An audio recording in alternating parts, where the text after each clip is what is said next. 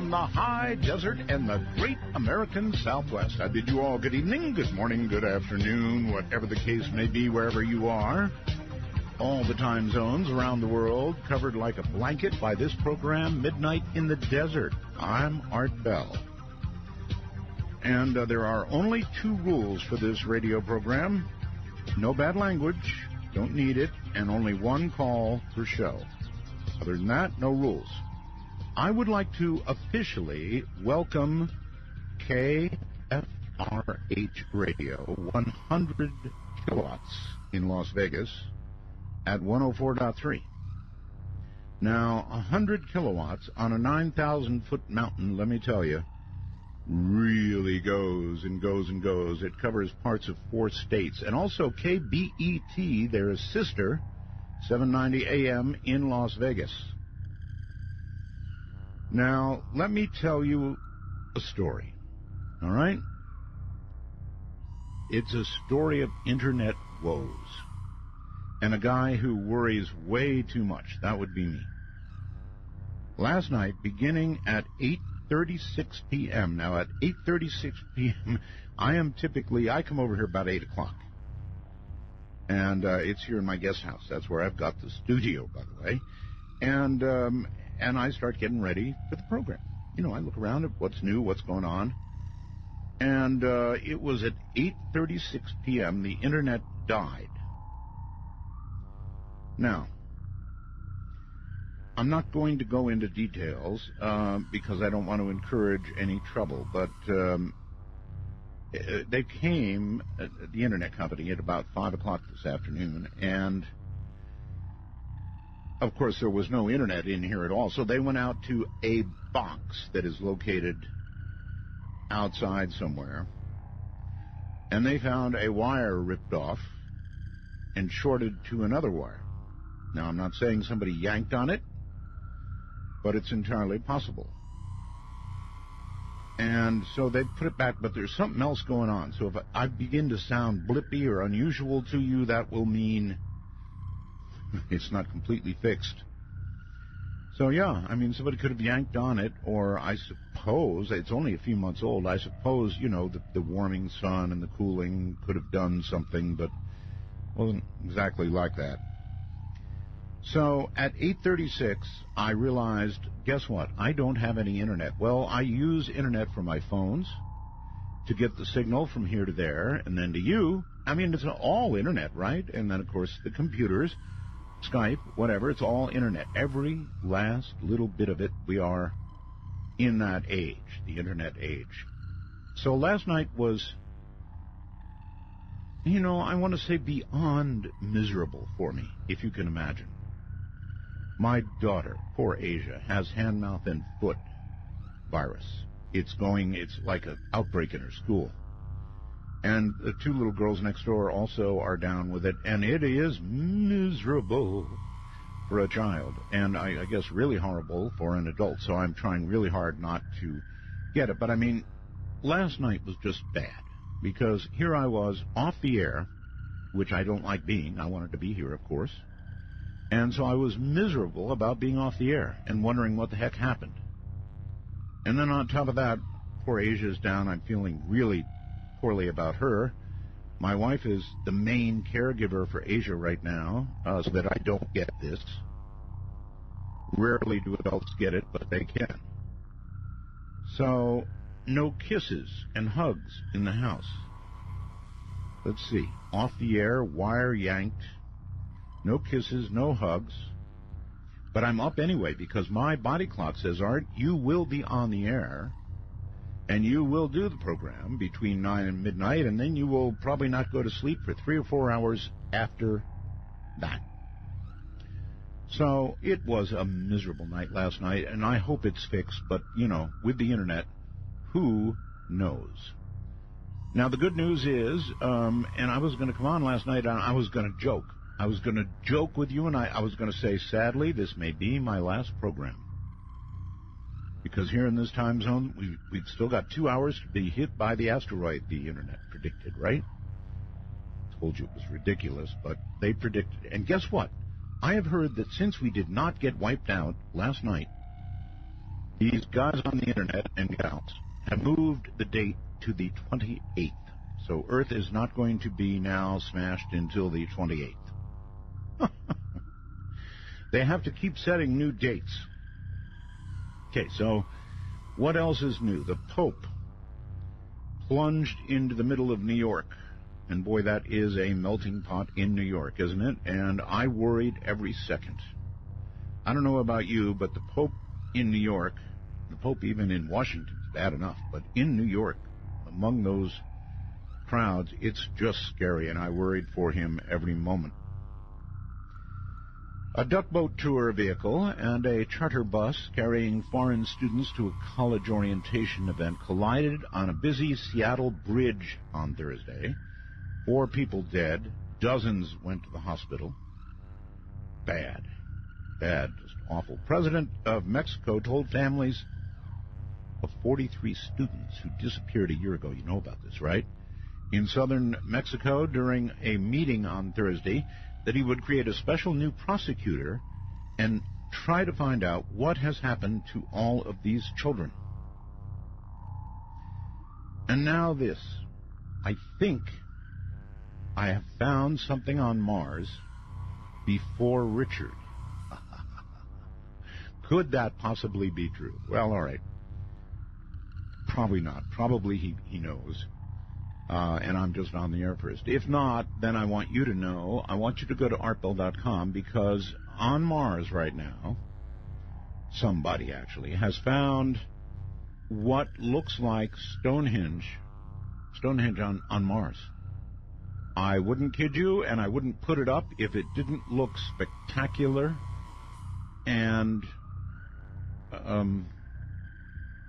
I should use words like torsion field and physics, and there is a kind of physics to concentric circles. Look at these rocks. This is virtually Stonehenge on Mars. So if you want to see it for yourself, it's at artbell.com. I'm sure Richard will be all over this when he gets to air tonight.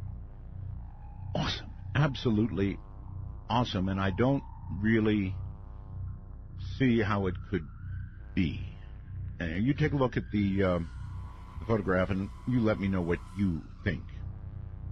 All right, so coming up next is one of my favorite people in all the world.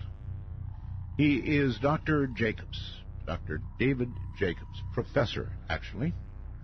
And the reason that I find him so fascinating is that unlike everybody else nearly in the world that I would interview, the professor does not necessarily feel that the aliens that most of us think are visiting us are good guys.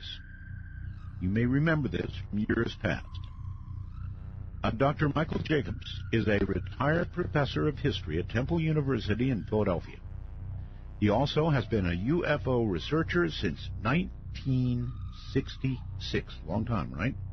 In 1973, he completed his doctoral dissertation in the field of intellectual history at the University of Wisconsin-Madison on the controversy over unidentified flying objects in America. This was only the second PhD degree granted with a dissertation involving a UFO-related theme, so it's very rare. He has written and delivered many articles, papers, and addresses on the subject of UFOs and abductions.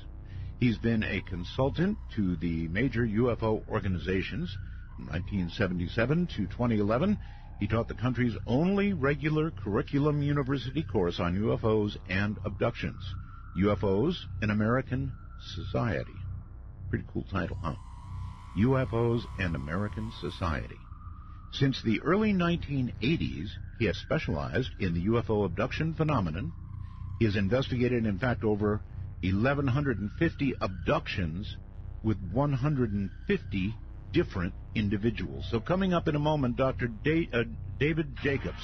Your conductor, Art Bell, will punch your ticket when you call 1-952-CALL-ART. That's 1-952-225-5278. Well, all right, everybody. We're monitoring the situation with the Internet, and it may or may not be okay.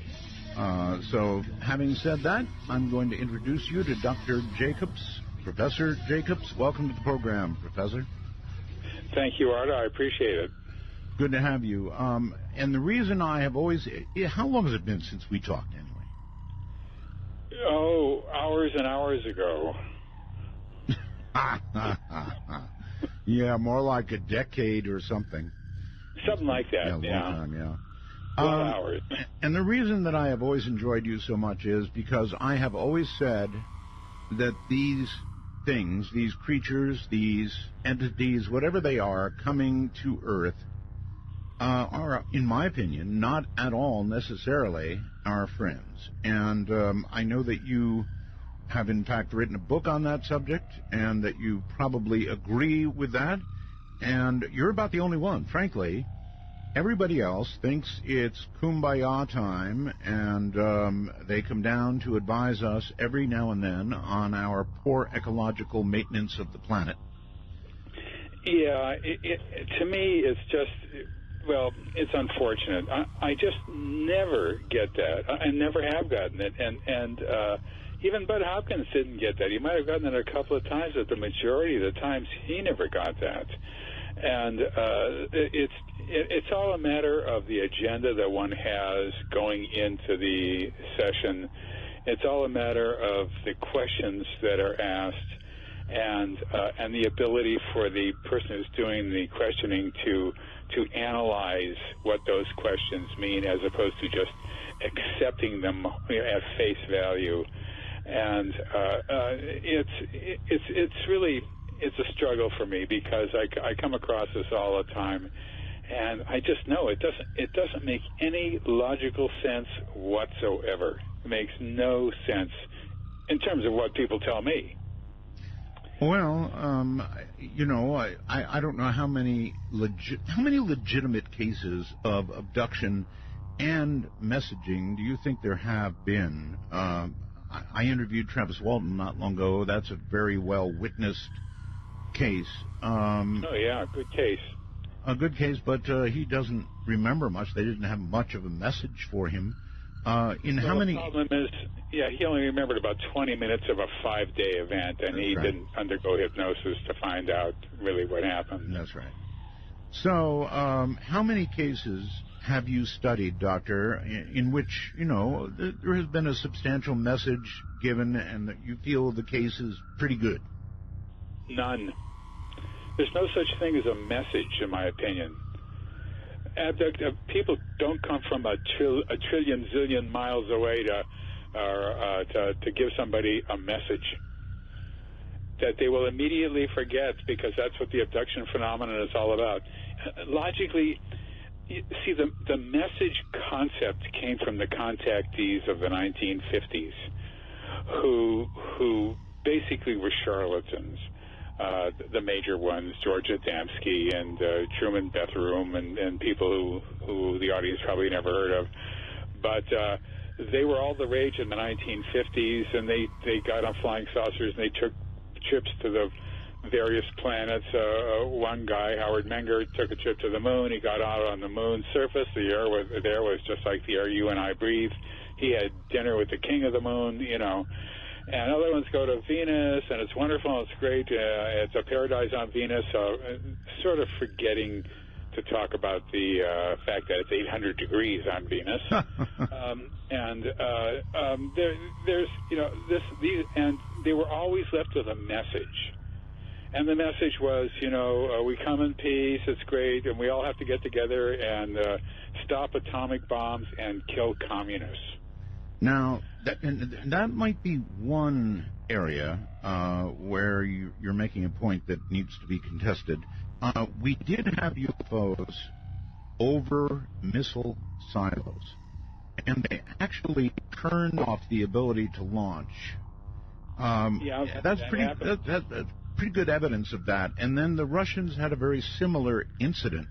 And other than that, you're right, but I mean, those two are standouts. Yeah, but those aren't necessarily messages. We don't know what happened there. It could be that their very presence in some way screwed up the electronics, like car stoppages, which for UFO sighters is just, there's been thousands of those. People say that their car will slow down and stop, and and after when they see one of the UFOs in its proximity. Yeah, but they weren't hovering over high emission Volkswagen factories. They were hovering over ICBMs. Right. But still, we can extrapolate that as a message because but there's still so many other things it could be that the message just fits into one of many. For the messages of today, generally speaking, the messages that people have, I've read about, that they're personal messages to the person that deals with the problems of the Earth, ecology, yes, and that's right. climate and things like that, all sort of current stuff. And it's not a concept in the UFO abduction phenomenon. It's nonsensical. You have to understand that the abduction phenomenon begins in infancy and goes with great frequency all the way into old age. It stops somewhere in old age. We're not sure when, but so people have hundreds and hundreds, and I know that sounds crazy, hundreds of abduction events. Almost all abductees have that number of abduction events, and the concept of the message just is not there. The setup is not for a message. The people are not special to be able to carry forth a message. Now, you do get people who say they have messages. A lot of these people, I'm not going to name any names, but let's just say I'm extremely dubious of their accounts. Okay, I'm going to back up a little bit and actually ask you, I think, if you believe that these people who claim they were abducted, in at least some cases, actually were. Oh, people who claim they were abducted actually were? Yes, yes. Oh, yes. You have to remember that the people I see fill out a questionnaire for me, talk to me for a couple of hours, and have all sorts of other contacting and messaging, so to speak, with me before I let them into my office. So I know by the time they walk into my office, I know for the most part, there's a couple of exceptions in my life, but for the most part, I know that these people are serious people who might be psychiatrists, psychologists, university professors, PhDs, MDs, LLDs, or people who dropped out of school in the 12th grade, and everybody in between. But it doesn't matter because they all say the same thing. They all have the same experiences. It's all been going on all their lives, and generally speaking, their mother or their father was an abductee beforehand, and their grandmother or grandfather on one side or the other was an abductee. And so this is a phenomenon that goes back probably to the latter part of the 19th century. We can date it back with a degree of certainty to 1917, and with a lot of certainty to the 1920s. But when you have a person who's abducted 400 times, which sounds insane, it does, but is actually not unusual at all, they're not going to give this person a message. They got other things that this person has been doing for them all their lives. All right, but let's stop there. So you do believe, certainly, in the abduction phenomenon. No question about that. I wanted to establish that. In almost every case, when there is a message given, as I pointed out, it's you're ruining Earth, you need to, reestablish yourself with Earth, and you need to clean things up, and the planet's going to die, and it's almost always that, isn't it? That's au courant. That's new stuff. They didn't say that in the 40s and 50s. Well, we didn't think about things like that in the 40s and 50s. No, they thought about nuclear war in those days. So That's right. Most of the messages that the charlatans came forward with were nuclear stuff and communism and all that sort of stuff. It's culture dependent. Here's the situation.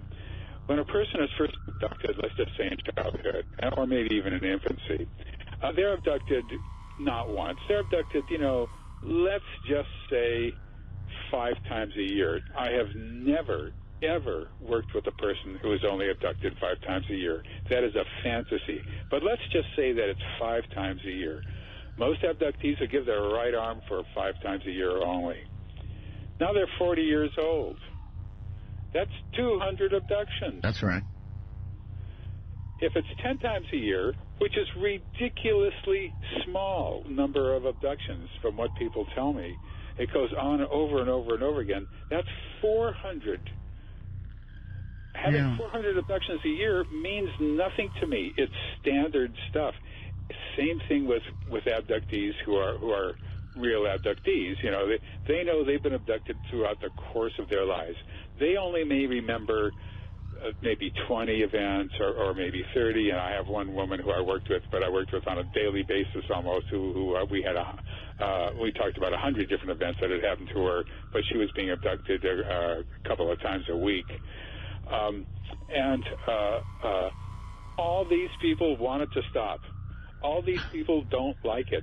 They want to get rid of it. Professor, I've got to say, if I was being abducted 400 times a year, I'm not sure. A lifetime. In a lifetime, 400 times. I'm not sure I could maintain my sanity, which probably is in doubt when you claim abduction anyway. I'm actually not.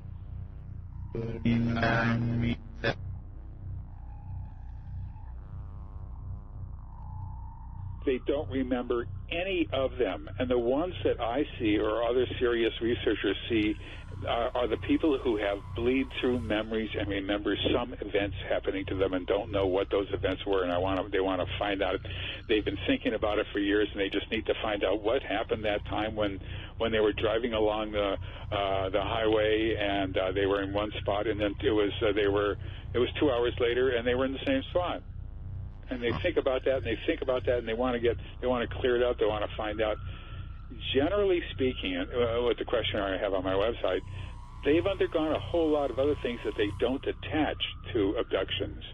But abductees answer these kinds of questions in huge percentages, and non-abductees usually just say no. And so it's a clandestine phenomenon.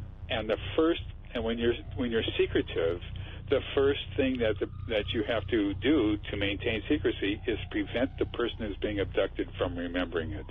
That's why it's so difficult to do, and why you have to have hypnosis, and why more people aren't coming forward, although there's thousands and thousands and thousands who've already come forward. So getting a message and remembering the message, like I said, it makes no sense. Well, all right. Then I'm taking it that you generally put a person under hypnosis, and that's the only way they remember what happened, right? Sometimes people remember what happens in a single event. They don't remember other events, but they remember one thing. And they consciously remember what happened to them. Now, here's another problem. And my next book is going to be how to do hypnosis with abductees, because it's a tangled mystery. When they consciously remember the events that took place during their abduction, which might have been 5 years ago, might have been last night, whatever it is, they're notoriously inaccurate. Most people think, well, if a person remembers it just straight out, it's got to be real, it's got to be accurate, they've got to know it and all that. And the answer is no, that is not what experience tells us. It's notoriously inaccurate. But even under hypnosis, you're saying it's notoriously... No. This is just conscious memory. Oh, I see. Okay. And so, under hypnosis, how would you qualify the percentage of accuracy relayed to you? The first session, I'd say 60% accurate, 40% not so accurate. Second session, 70-30. Third session, maybe 80-20. By the time you get to the fourth session, you're in the 90th and above percentile. As people get used to it, because the questioning that I use, anyway, is just straight chronological and logical. All right, but does it become so chronological that as you go through the series of hypnotic sessions with them, they build on their own story? No. We do a different session, a different event each session. Unless we left off in the middle of one for some reason or other, we'll continue on with that one until the end. But I try to do a different event each time. And the one that they consciously remember, which might have happened 20 years ago, for example, that's an important one for their life because they've been thinking about that for 20 years. So I don't like to do it until the fourth or fifth session when they get used to the remembering process, they get used to being relaxed and focused, and then I do that session. All right. Hold on, Professor. Hold it right there. We'll be back. From the high desert, it's Art Bell's Midnight in the Desert. Now, here's Art. Professor David Jacobs is my guest, and he's a very unique individual. He's the only one I know that kind of agrees with me that these are not necessarily good guys. And for a moment there, I thought that he was about to tell me that abductions don't actually happen.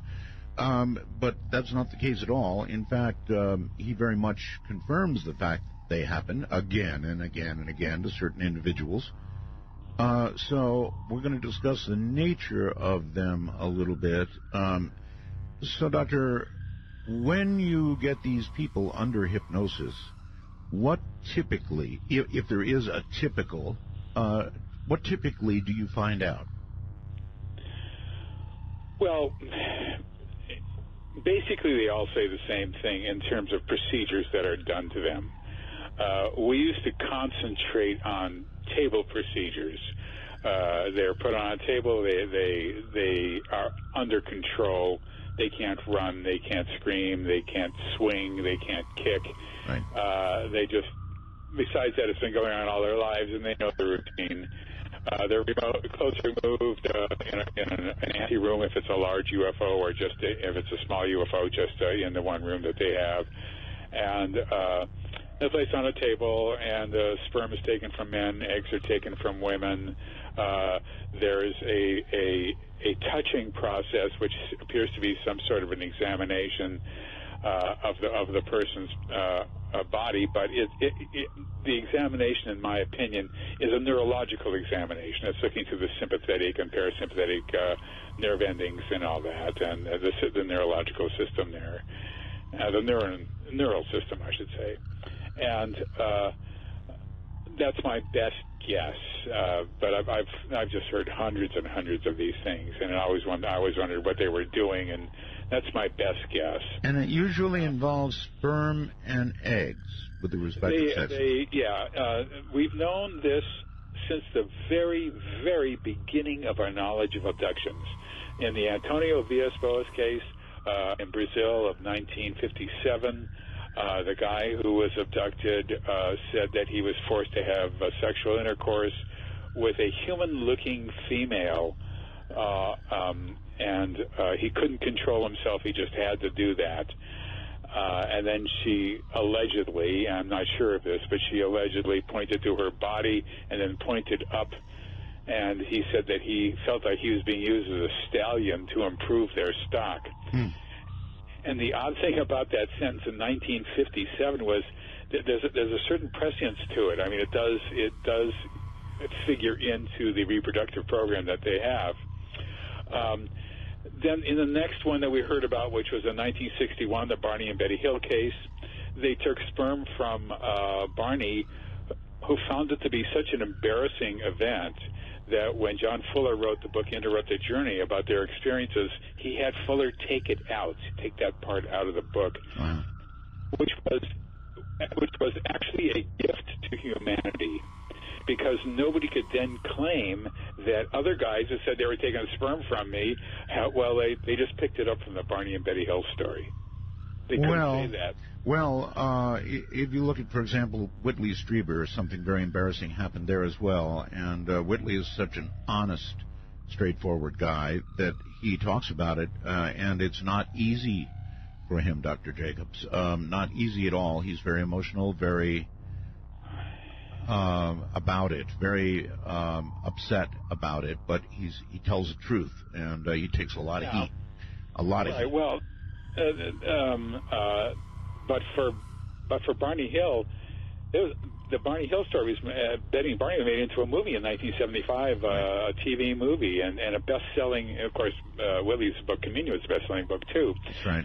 But but before Whitley, nobody could blame it on Barney in terms of their memories were confused because they saw the TV movie or whatever it was. It just wasn't there. I see. And with Betty Hill, they stuck a needle in her navel, and she said that they told her that it was a pregnancy test. Now, in my estimation, that was confabulation, and they probably did not say that because it still remains a unique sentence that they had that no other abductee has ever said. However, the procedure of sticking a needle in a woman's navel is extremely common. And my best guess is, and Bud Hawkins' best guess was also at the time, is that they're angling the needle towards the ovary and just pulling out follicles from the ovary that way. So we knew that it had this reproductive aspect very, very early on, and it still has it, even now, even as we speak. They're just not letting up on that, and that's important. I think it's potentially very important because, of course, we're looking toward motive on their part, and one can imagine any number of things that they're trying to perhaps refresh their own genetic pool that might be getting somehow stale, if genetics can get stale, or they might be trying to reproduce some sort of hybrid or something, or they might be checking on us because they originally designed us. Well, I'm going to go for number 2. That's my answer. The thing is that baby fetuses are then, after a while, are inserted into women's uteruses and in other parts of their body there. And then they're removed after about 9 or 11 weeks when the woman begins to sort of show, or even earlier if they're put in a slightly different position. And then abductees see babies floating or fetuses floating in nutrient tanks. Then eventually they see them as babies. And they have to hold the babies, and they see them as toddlers. They have to play with the toddlers and deal with the toddlers. They see them as young children. The same thing applies there, playing with them. They see them as older children. They see them as as adolescents. They see them as young adults. They see them as adults, and they don't see them as older adults. So now they have to be older adults by that time themselves, obviously, but they don't describe them as like being a 70-year-old hybrid. Right.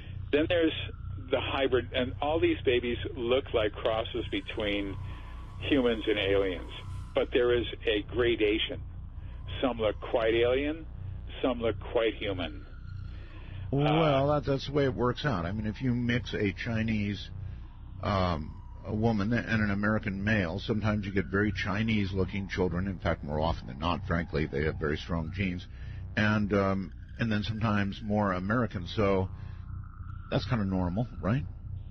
Well, you would think. However, in recent years, what we have seen is, in my second book on the subject called The Threat, which came out in 1998, I talked about hybrids quite a bit, and what the gray aliens would say from time to time is that soon there was going to be a change. Soon everyone was going to be happy. Soon everybody would know his place, and it was going to be wonderful. It was going to be great, and the change was coming soon. And I knew that soon in some way meant an introduction into the society by human-looking hybrids. I tried to get the abductees to tell me what soon meant. You know, did it mean 1 million years? Did it mean 5 million years? Did it mean tomorrow? May I stop you for a moment? Yes. Originally you said that they're not really giving us messages. Correct. And yet this would appear to be a message.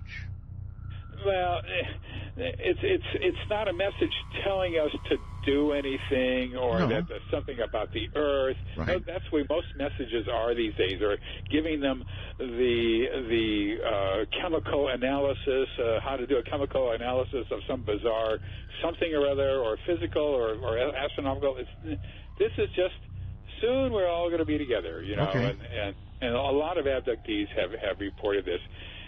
But you can't really take it as a message. It's just something that is said. But we never knew what soon meant. Well, in the book that I just published a couple of weeks ago, Walking Among Us, I think that that we're in the change now, and it started I don't know when it started, but I first started hearing accounts starting in 2003 that I had never heard before.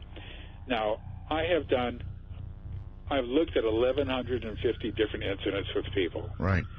And most of them are pretty much the same. In fact, I sit on a chair, and there's a little day couch or day bed in off my office here, in my home office, and I will ask these questions, and what's happening next, and what do they do next, and they're talking to me and talking to me and talking to me, and I'm listening, and I'm listening really, really hard, and I'm really hard. I'm really listening hard, sure. And I realize I'm listening so hard I'm dreaming. I have fallen asleep. I've heard these stories hundreds of times. It's soporific. And people have asked me, "Are you asleep?" And I say, "Oh, no, not me. Oh, not me. No. What happens next?" You know, and oh, God. All right, so it is your contention that these hybrids now walk among us. Right. Well, the point is that soporific aspect of these of the accounts is extremely important, because everybody, no matter who they are, oh gosh, I'm going to have to. I hear it. You're getting a phone call, right? I don't know, unknown name and an unknown number, and I'm going to pull this thing out. It's 1 o'clock in the morning almost. Somebody's calling. Yes. Anyway, so you have to have that constant sense of people having the same experiences over and over and over again, no matter who they are. That's very important because it validates everybody. In 2003, I began to hear something I never heard before. And that's unusual.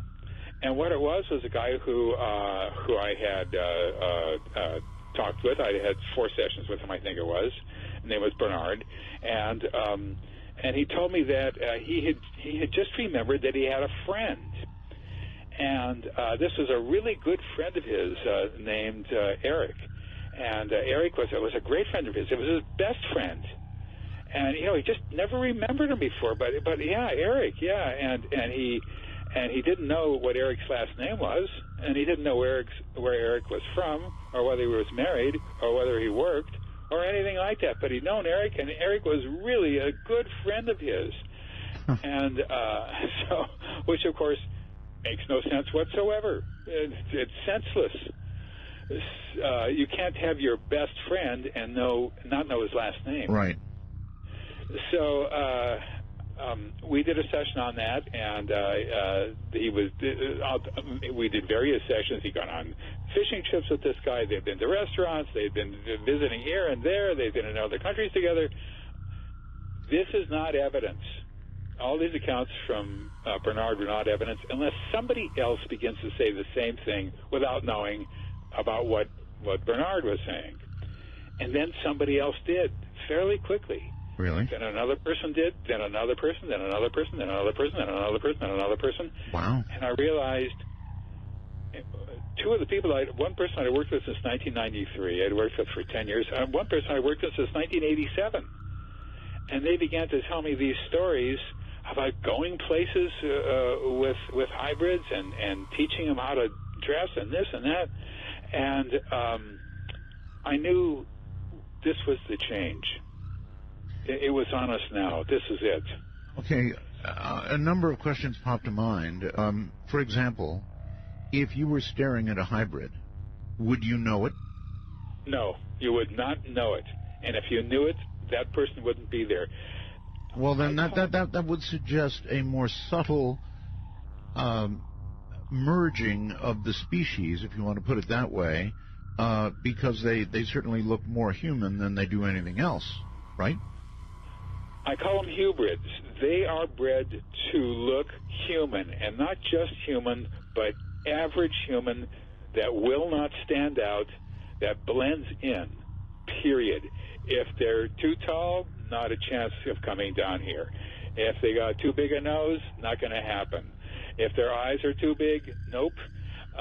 They have to look absolutely average. Normal. Now, here's the thing. All gray aliens and all hybrids and all hybrids and all other beings on board the object have one interesting trait. They can control people's minds neurologically and make them do or think or see anything that they want them to do or see or think or see. And we can't do that to them. That is an astoundingly huge difference. It is. It's a difference between species. It makes us a second-class species and them a first-class species. It's not like they're just kissing cousins who live off and somewhere else and they're coming to visit us and all the rest of that stuff. That's not what this is about. You got to remember, this is a global phenomenon. This goes around the world. It does not matter where a person is born or what their life was like or what their educational level is or what their intelligence level is or their geographic area or anything. They all say the same thing in terms of the abduction phenomenon. All right. These are remarkable, remarkable allegations you're making. Now, I've got a zillion questions. Hybrids. Okay, we'll call them that. Hybrids. Humans with the ability to control others' minds, are they aware of that ability? Oh, absolutely. Absolutely, because they rely on abductees to teach them how to live in society. They rely on them on board the object when they're young, and when they get ready to move into apartments, they rely on them to teach them how to furnish the apartment, to teach them how to go shopping, to teach them how to drive, to teach them about relationships, to teach them everything. And and abductees do that, and then they forget immediately, just like an abduction, what has happened, and they're completely controlled. They can't say, "I'll be back in a minute. Just hang on there for a second," and then come out of a closet carrying a 9mm Glock. They can't do that. So, all right, that's a gigantic difference between human beings and hybrids, as you call them. Is there any other difference that you're aware of? No. They are human, except their neurological abilities are impossible to imagine, and they are completely controlling of humans. Well, that would make them essentially a master race. You said it. I didn't. I did. I'm not afraid to say it. If you have a group of people able to control the minds and the thoughts and even the visions of others, that is a super race. Exactly right. I just don't see a wonderful, fulfilling phenomenon that is happening to us that we're begging to hurry up and come here. I just don't see that. It's not what people tell me. Okay, I'll take it. That's not what people tell me. I've run little experiments with people. I tell them, now, I don't want you to tell me anything bad. I don't want to hear anything bad. I don't want to hear anything that I don't like. You understand? Professor, hold on. Do not tell me anything bad, I will say to them, and do hypnosis, and they just couldn't care less. Hold on. Use Skype with a headset mic if on a computer and call MITD 55. That's MITD 55. That was not an internet problem. That was my once-a-night problem with Ross. At least that one wasn't. All right, what we're hearing tonight is astounding. from Professor David Jacobs, is just, it's scary. It's astounding and it's scary. I mean, what have we got here? What are we talking about? We're talking about, if you listen very carefully, we're talking about a master race of people who look just like us, who are fully aware, he calls them hybrids, fully aware they have the ability to control others' minds. So we not only have a master race, but we have an invasion. And that's what it is, Professor. Again, my word, it's an invasion. Well, I use the word takeover, I use the word invasion. I guess I use those words in the book as well. You know, the book's title is Walking Among Us, and I explain in the book that when people asked me some years back, do you think they're walking among us, that was my favorite question to answer. I love that question because I got to say, absolutely not. There's not. That's ridiculous. Nobody's walking among us. That's just not happening. And I felt good then because I could say no. You know what I mean? And I was sane and all that. Then after a while, I realized it was my least favorite question. I began to hate that question because I had to say, well, I had to beat around the bush. Well, maybe it's possible. You know, anything can happen. And now I just say yes. Well, I mean, we have to immediately find these people, tie them to a 2x4, put kindling at their feet, and burn them. Well, that's one way of dealing with it. Now, the I'm being facetious, folks. Oh, I know. So am I. But the problem is that since they can control other humans, if you come towards them with your rope and you know, all you're going to do is say, "Oh, this is a really good person. I'll just put this rope around myself and put some lighter fluid out, and I'll just burn myself up." You know, that's a good point. It's a difficult situation all the way around, and what this book is about is the processes and the procedures and the bureaucracy involved with settling people down on Earth and letting them blend in. And how do they do that? And what do they do? And how is that accomplished? And it's a whole world unto itself. Okay, these are amazing things you're saying. And so I've got to ask you, how do you know that these abilities you speak of are for real? How do you know this? Well, like I said, one woman who I've known who I've been working with since 1987. I've known her for decades practically, right. and she's a wonderful person. She's just honest. She's an honest person. Everybody I've worked with who's in this book has been an absolutely rigorously honest person. And here's something else that people have to understand. People come to me who are high-functioning people, who I mentioned before, university professors and yes. psychiatrists and psychologists and medical professionals and all that.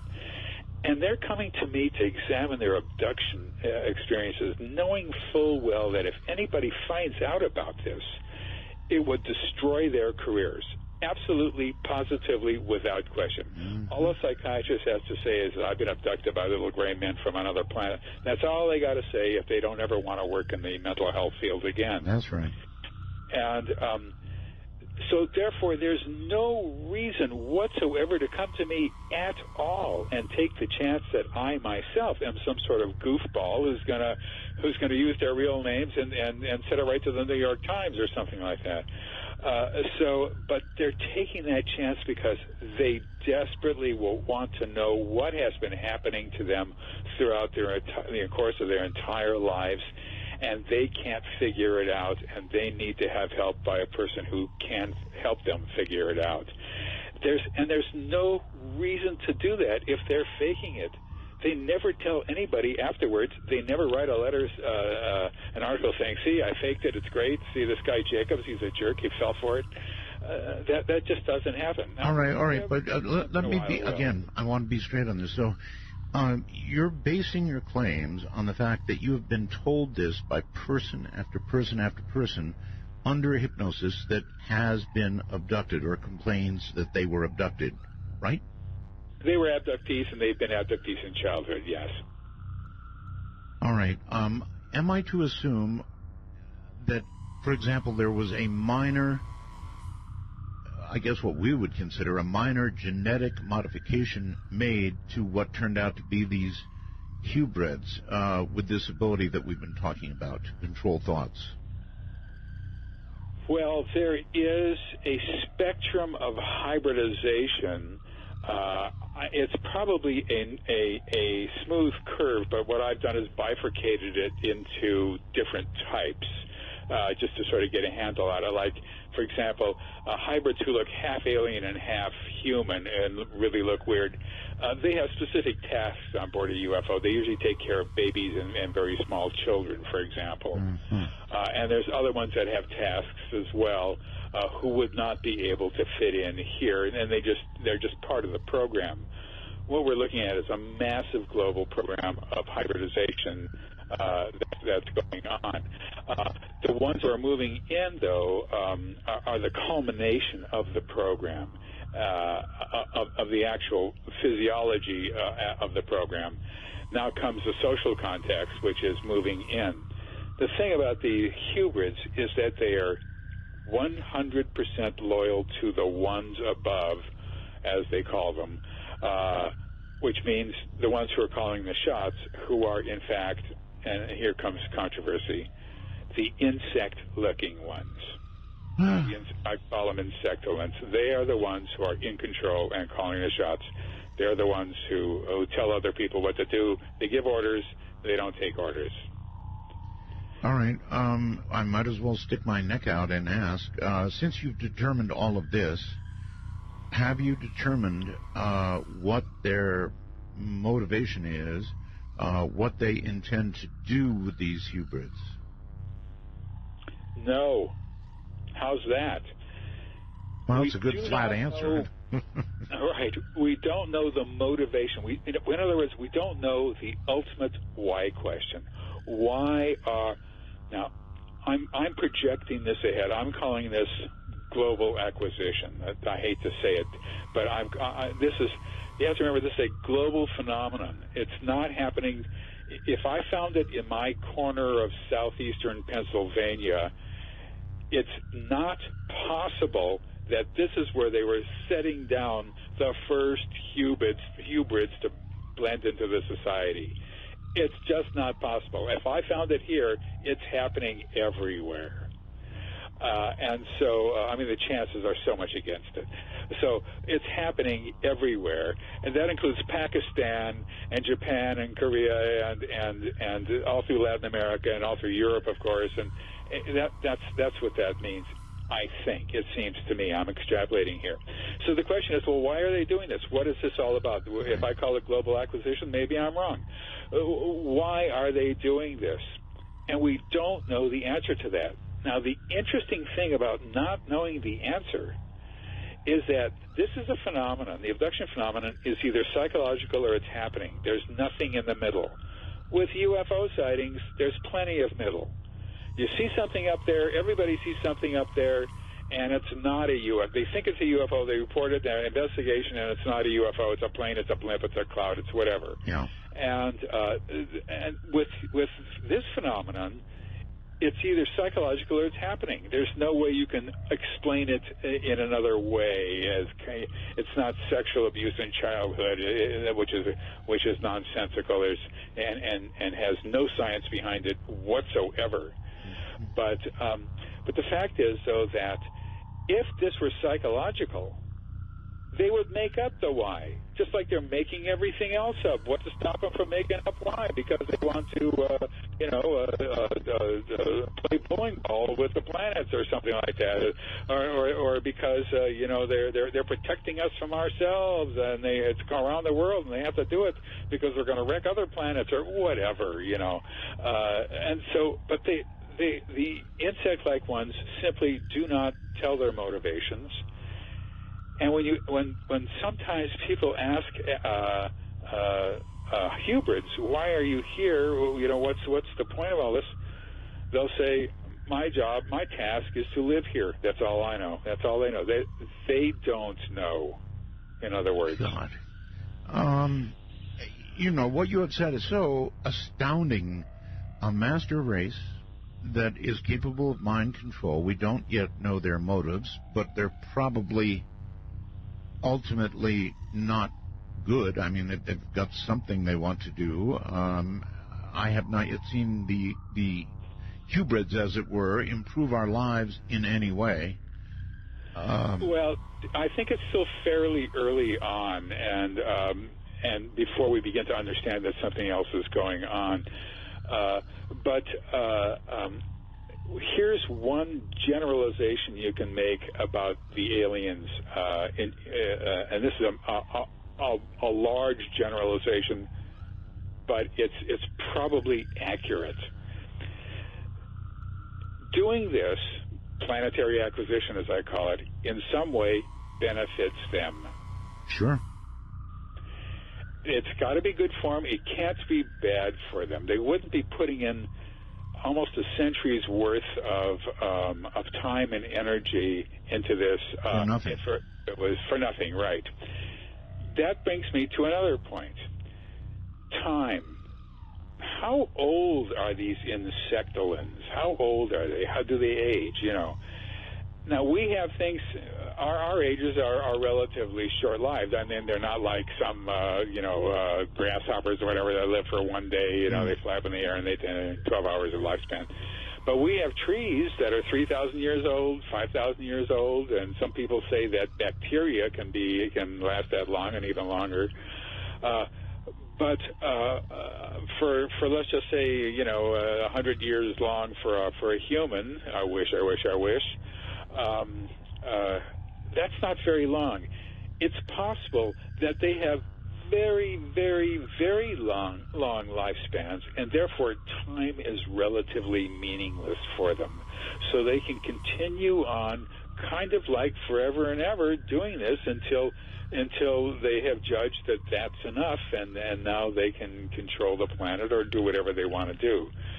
I don't think that that's the case, but I do think that time is on their side, and so we might still have a long wait before there's any kind of serious sense that something amiss in this society. But once again, this is speculative. It's guesswork, and the reason it's guesswork is because abductees don't know. Okay, well, I'm going to try to back up and try to, for example, do you have any proof, or have you seen hybrids control the thoughts of others? Oh, yes. Yeah, no, I have accounts of that.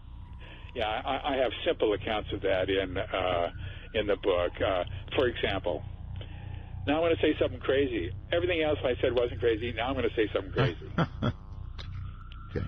Bernard took his hybrid to a baseball game.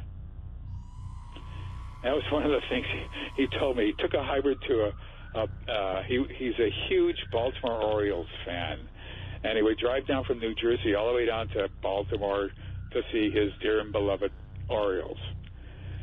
And he always went with one of his children. He had season tickets, and so not for every game, but weekends or whatever. And he told me that he decided that he came for a session, and he told me that he down at a game a couple of weeks ago, and he went down alone this time. I said, alone? Oh, so you didn't go down with one of your kids? And he hedged a little bit about that, trying to remember, and he said, no, he didn't think he did. I said, well, do you still have your extra ticket?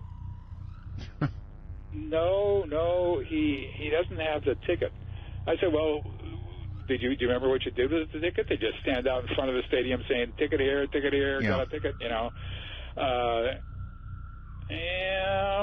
he couldn't remember whether he did that or not. Now, this was only 2 weeks ago. I said, this is what's called logical questioning. I said, well, was there somebody sitting in the seat next to you, or was it empty? Right. When you got there? He couldn't remember that either. Wow. So we did a session on this. Now, this is a guy in his 50s who's a businessman. we did a session on. He owned his own company. We did a session on this, and he was driving down, and he went off onto off 95, the major highway here on the East Coast, and stopped on a side street, and there was his friend Eric waiting for him. I got in the car, and the first thing and they were going to the ball game, and the first thing he noticed was that Eric was wearing a jacket, I guess it was, that said Toronto Blue Jays on it. And so Bernard said, well, you can't do that because we're going to an Orioles game, and you know, you got to get with the spirit of the crowd and so forth. And so they decided, when they got to Camden Yard, they went into a store that sold Orioles paraphernalia, and he went in, the hybrid, the Eric, and he picked out a shirt that said Orioles on it, and he walked past held the shirt in his hand or whatever it was. He walked past the cashier, who he nodded to, and she nodded to him with a smile, and he walked out of the store with the shirt. A knowing smile, no doubt. Yeah, but he paid nothing for it, and she didn't say, hey, wait a minute. I understand. Yes. He had her controlled. Yes. And the other people in the store, too, who might have seen it. All right. Professor, do you have any way of even guessing at how many of these hybrids walk among us? I don't, but I know it's one hell of a lot. The thing is, we know that there's thousands and thousands and thousands and tens of thousands and maybe hundreds of thousands and almost certainly millions of people who are hybrids in the United States. I'm sorry, who are abductees in the United States. We know this roughly from our Roper poll, and both Hopkins and I have gotten thousands and thousands of letters and emails from abductees. I get them every day of my life from around the country and around the world.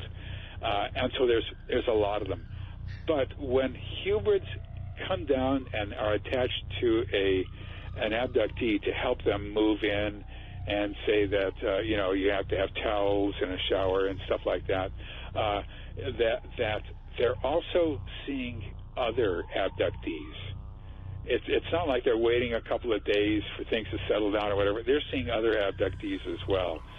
So each hybrid has a group of abductees who help them, and we know therefore that there's a lot of abductees, but there's also one hell of a lot of hybrids being put into place. One of my people showed me took a photograph of an apartment complex where they were moving in at a place near Scranton, Pennsylvania. I drove up there and drove around, and all I got was very suspicious looks from the locals who lived there. It was not exactly in a high crime area, but it was not a palatial mansion area either. And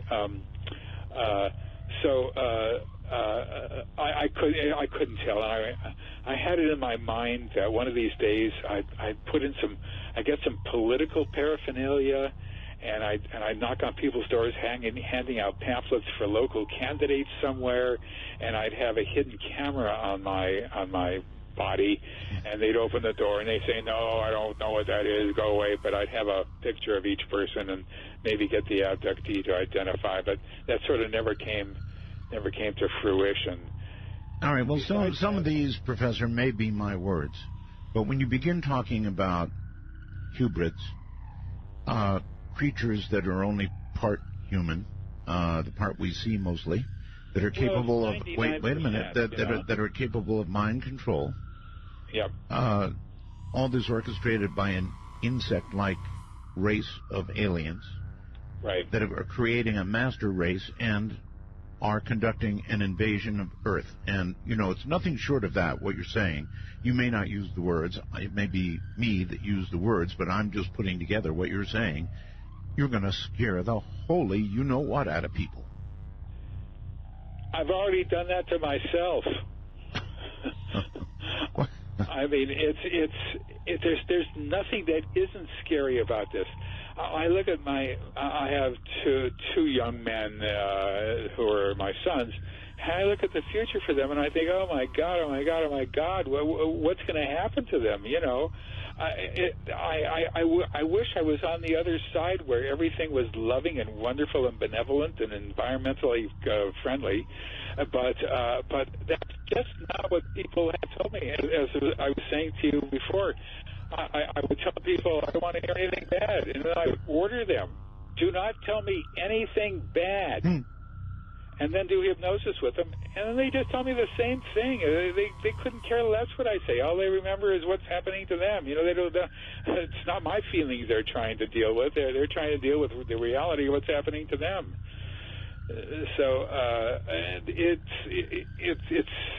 Well, I remember, Professor, a lot of movies that have dealt with invasions have featured people like yourself who have realized what's going on and have tried to tell people what's going on and generally have been roundly ostracized by those that, you know, you've told. For example, let me ask, have you run this by any of your colleagues? Well, here's the thing about academics. When it comes to UFO abductions, yes. Well, let me start with scientists first. Okay. You know, scientists have discovered something that goes faster than the speed of light. And what that something is the speed at which they get stupid when they talk about abduction. It happens faster than the speed of light. It's a miracle. And academics in general are pretty much like that. I've only had two people in teaching at Temple from 1975 to 2011. I only had two people who ever engaged me in conversation about the subject. Both of them were in the liberal arts.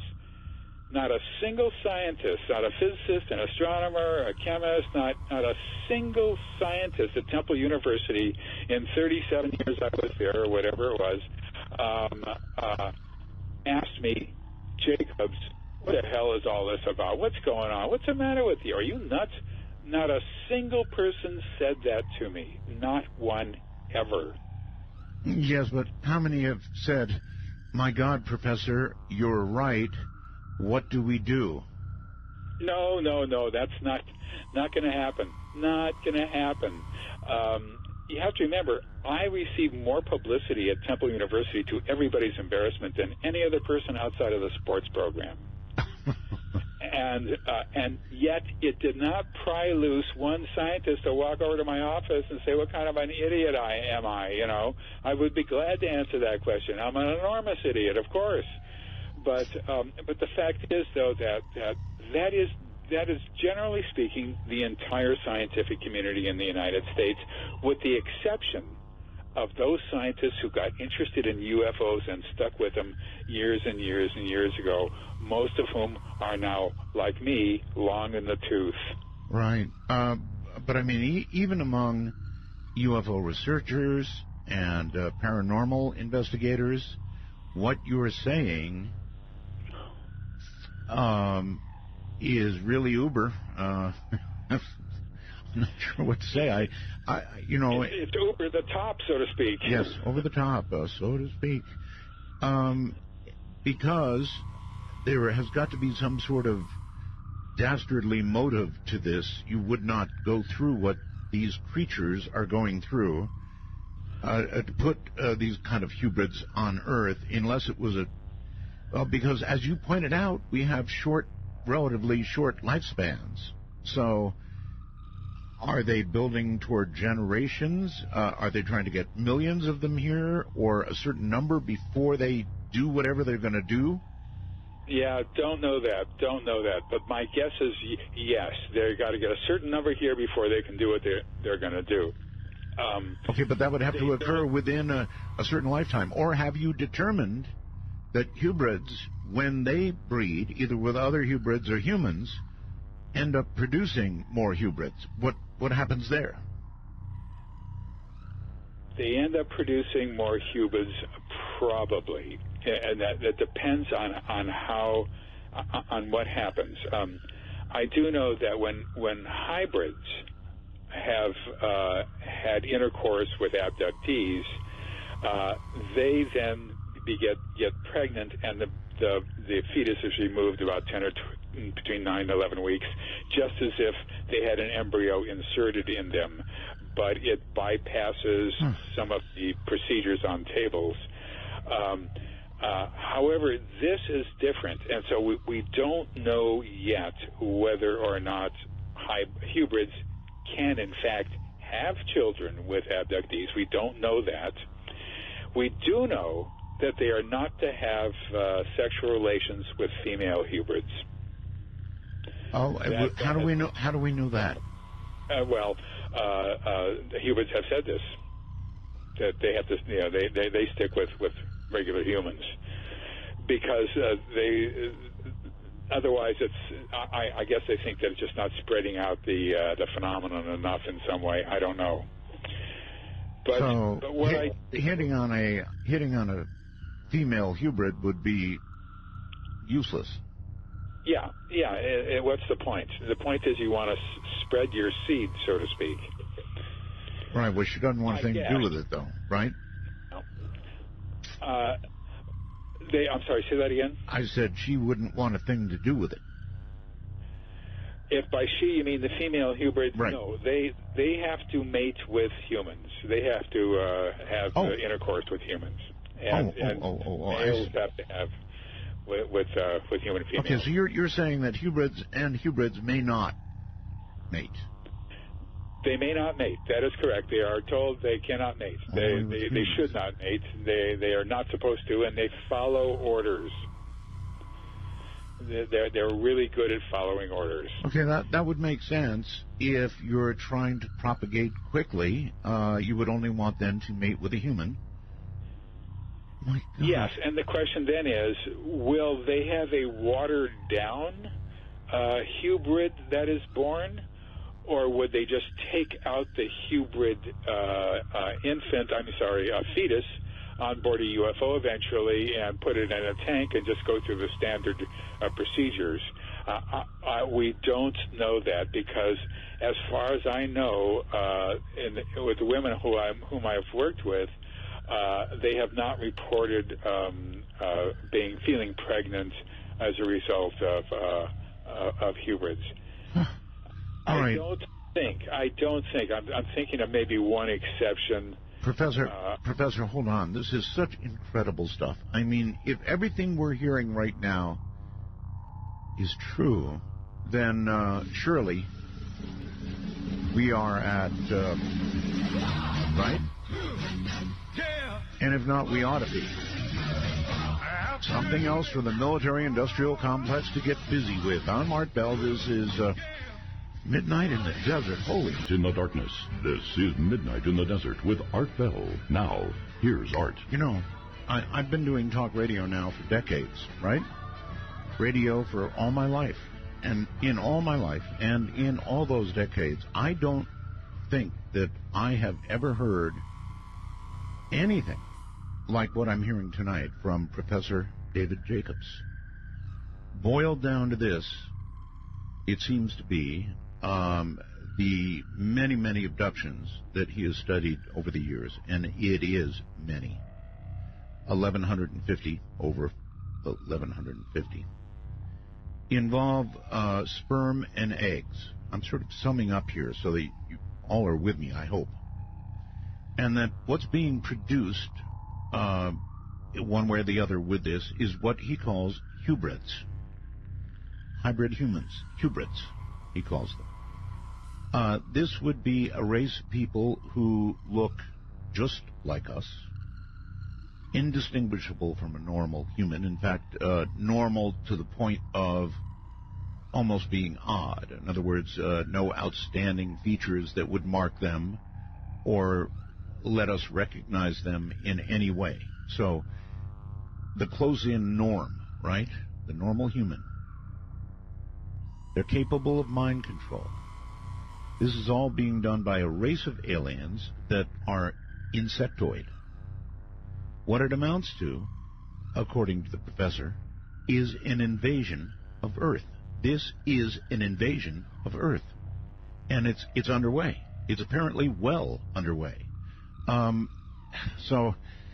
Professor, do you have any indication of when this aspect of it, the hybrids, began?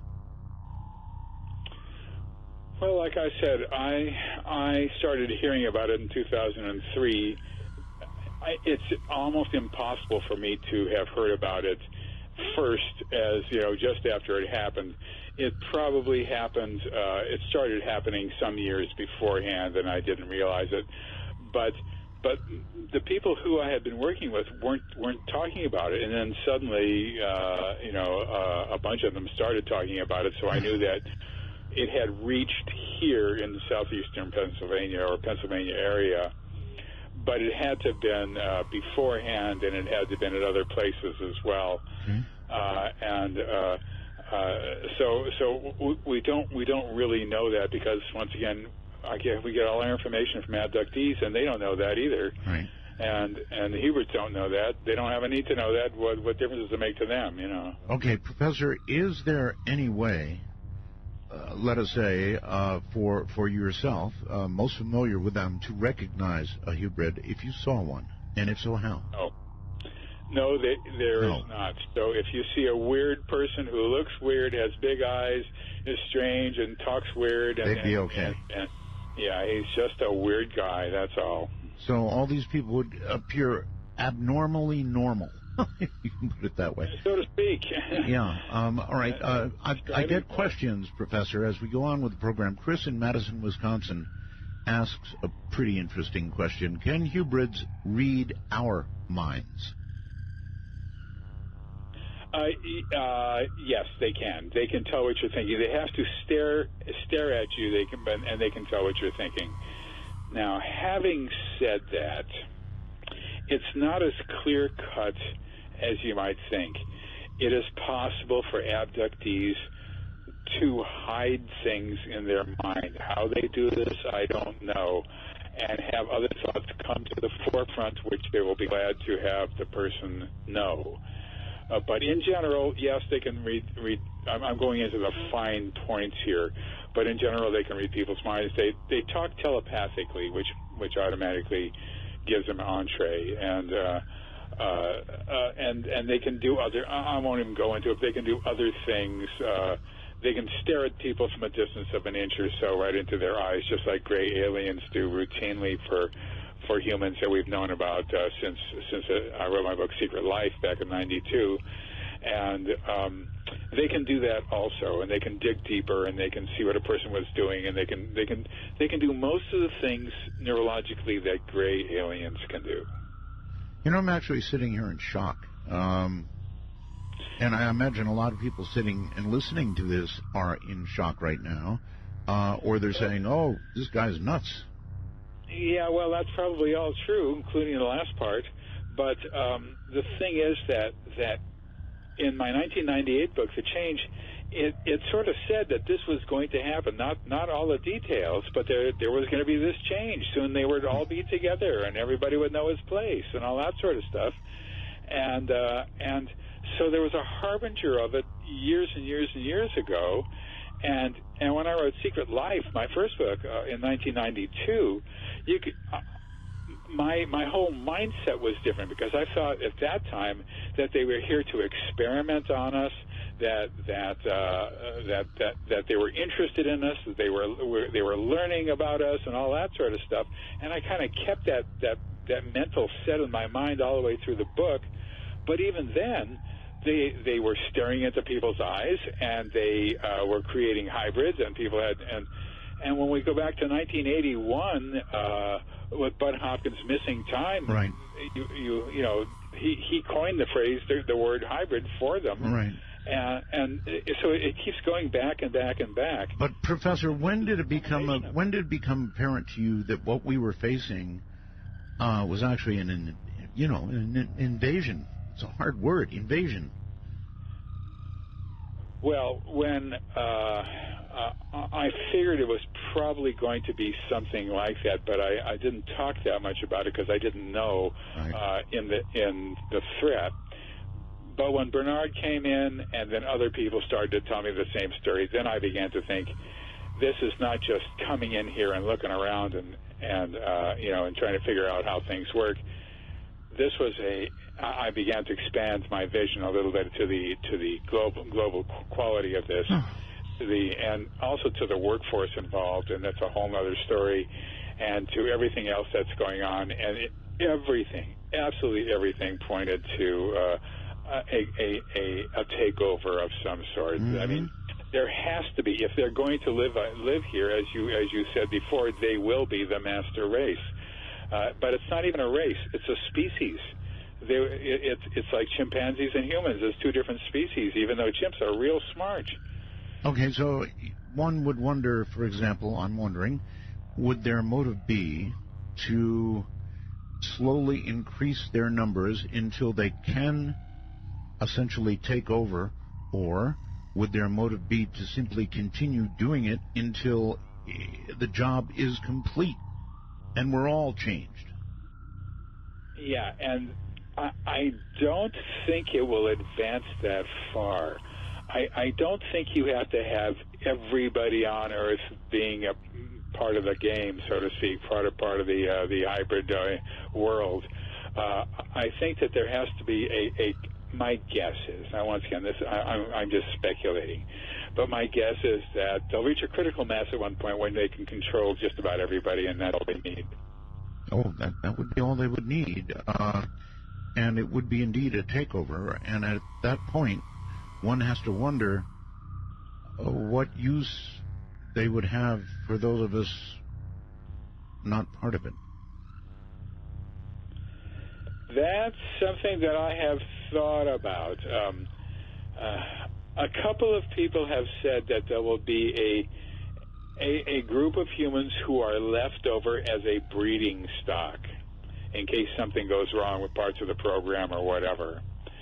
But it hasn't been said by enough people for me to think that this is what's going to happen, and so I'm unsure of that.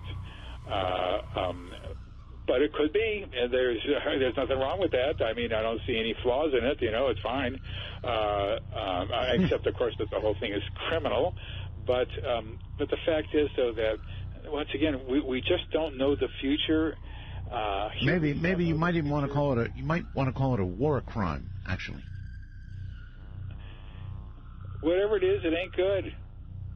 War crime fits it just fine, actually, because this is, as you have described it, an invasion, which makes it a war, unless you just want to let it happen.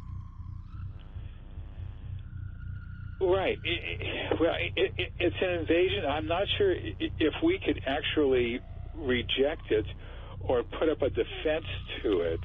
Holy. So I don't know if it's a war. Now, there's a guy named Mike Mencken. Mike Mencken is a really good man, and what he does is he's figured out that if they're going to control us telepathically on board a UFO or to abduct us or whatever, which they do, of course, why not put the head in a person's head in a helmet or something, or try to stop whatever energy is going out of our brains and into their brains and vice versa, and see if you can interrupt that. And so he makes these what look like World War II aviation pilot hats, although he's got some sort of baseball type hats now and other hats that have a certain kind of filling in them, a plastic type of thing or whatever it is, that abductees say actually does prevent abductions. The problem is that you can't wear them 24/7. And so there's plenty of opportunities to be abducted anyway, but it gives people comfort and relief, at least for a certain time. Now, here's the situation. Mike is a good guy. He's a great guy, and I like him a lot. But what we need is a group of heavy-duty scientists who put their heads together and try to figure this thing out and try to see what kind of countermeasures we can come up with. Mm-hmm. Professor, Tina in Oregon says, well, we're screwed. What a brilliant way to take over a planet. I wonder how many in power are hybrids.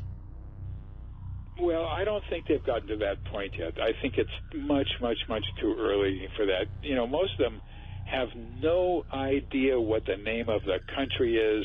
They don't know. They never ask, and they seem to know nothing about politics. One thing that they are frightened of, and various people have told me this, is violence. But it's not violence in terms of war. It's violence in terms of having young hybrids picked on by violent humans, let's just say in a park or something I like completely understand. That concerns them. But one of the first things I noticed very, very early on when I was doing research for Secret Life is that when these beings talk with abductees on board a UFO, they never ask them questions that have to do with American organizations or institutions or political structure or anything like that. And I thought early on that's so odd. And then I realized the reason that they probably don't ask questions about that is because we will be living under their institutions or top-down governments or whatever it is. Are there any indications at all, Professor, that they are making final plans to bring this to their logical, whatever their logical conclusion is? I guess the end of us in a way. I haven't heard that yet because the process of taking egg and sperm is still ongoing, and but I have heard something that I had not heard that I had heard before in bits and pieces and didn't pay much attention to it. But now I've heard it in much greater detail than ever before, and it's distressing. And it has to do with some abductees, not all, and not even the ones that are helping, not all the ones that are helping hybrids, but just some abductees who are being trained to do the work of hybrids and gray aliens. Stare deeply into people's eyes, make them do this, make them do that with their minds. Find people who live in another state through some sort of apparatus that they can look through, but still dealing with their minds, and teaching them basically how to be hybrids, even though they're not. And they don't want to have anything to do with this whatsoever. And they feel like that even when they're teaching children how to get dressed, they feel like they're traitors to the human race. You know, there's this guilt that goes to them, even on board the object. And but this business of training hybrids with other hybrids who sit next to them, teach them how to do this, on how to stare into a person's eyes, how to make a person think he's, for example, I have this as one of the examples, make a person think he's jumping off a cliff in a room and force him to do that even though he's scared to death and doesn't want to do it. And this is another abductee. And there's a lot of stuff that I didn't put into the book that's even very, very, very routine, getting abductees to stand up in another room, and there's a wall between you, and walk into the room that the one who's being trained to do this kind of stuff is standing in. All right.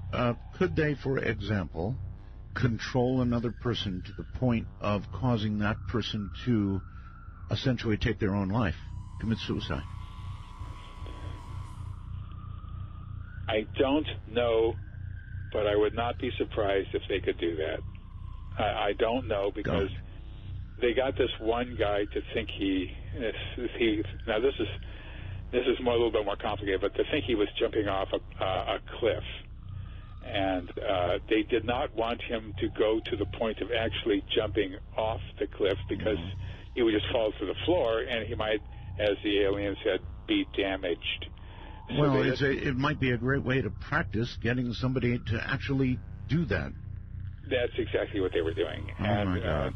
They were just trying to strengthen the person's ability to control that other person, even to the point of jumping off a cliff. I'm telling you, Professor, in all the years I've done talk radio, nobody has scared me the way you're scaring me tonight. You're really doing a job on me.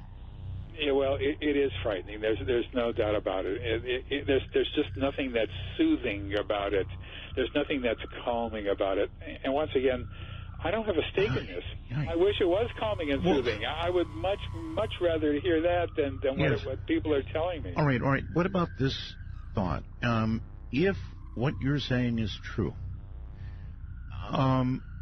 it seems to me that your life would be in almost immediate danger. That's going to be the subject of my third book, my last book, rather. My life was not in danger, but what happens is when abductees come to me and their friends, the aliens, find out about it, the first thing that the aliens do is try to stop them from talking to me. That is a breach. This is a clandestine phenomenon, and it's secretive, and it's extremely successful secretively.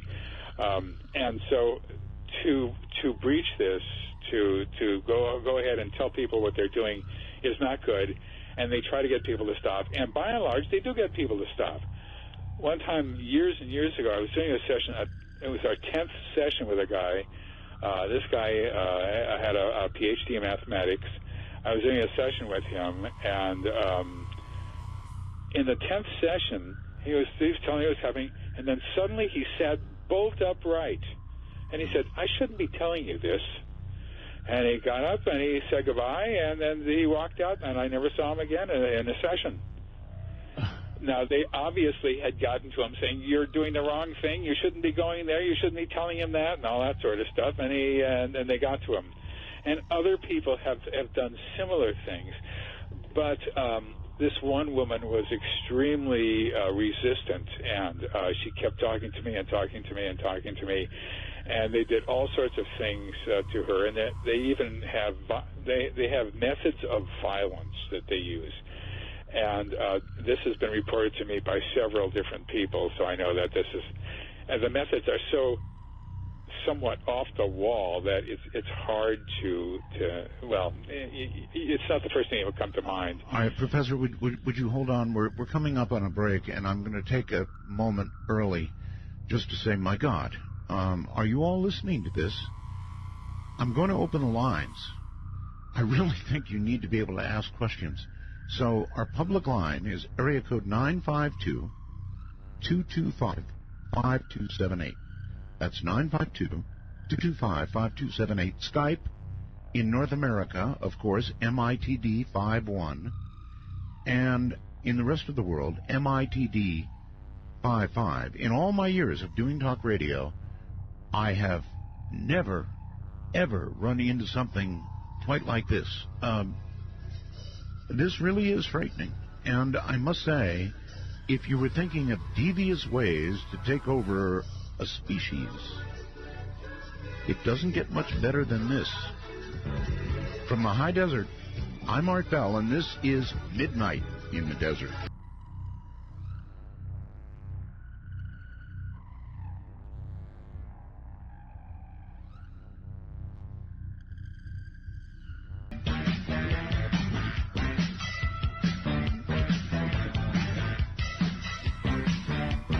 Radio, but it is what's next, exclusively on the Dark Matter Digital Network, Midnight in the Desert, with Art Bell. Now, here's Art. Here I am. All right, we've got something odd going on, and boy, you would expect that during a show like this, wouldn't you? Really odd. Nobody can call in. You're getting a busy signal. I just tested it myself.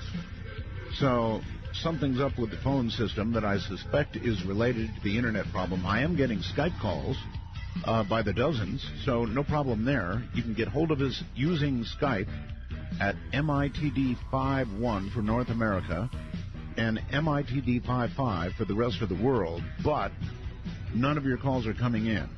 So we're going to have to probably deal just with Skype. I understand it would be very, very busy. My goodness. Between what we're talking about tonight, between that and everything else that's going on, it's just a total mind blower. This entire program is a mind blower. Professor, welcome back. Oh, thank you.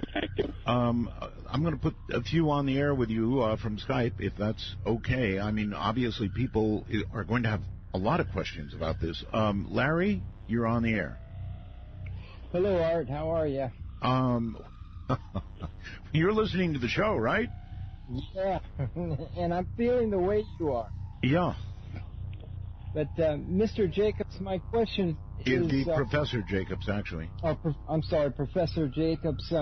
Did you ever run into any of your abductees that were able to maybe stop the phenomenon by invoking Christ?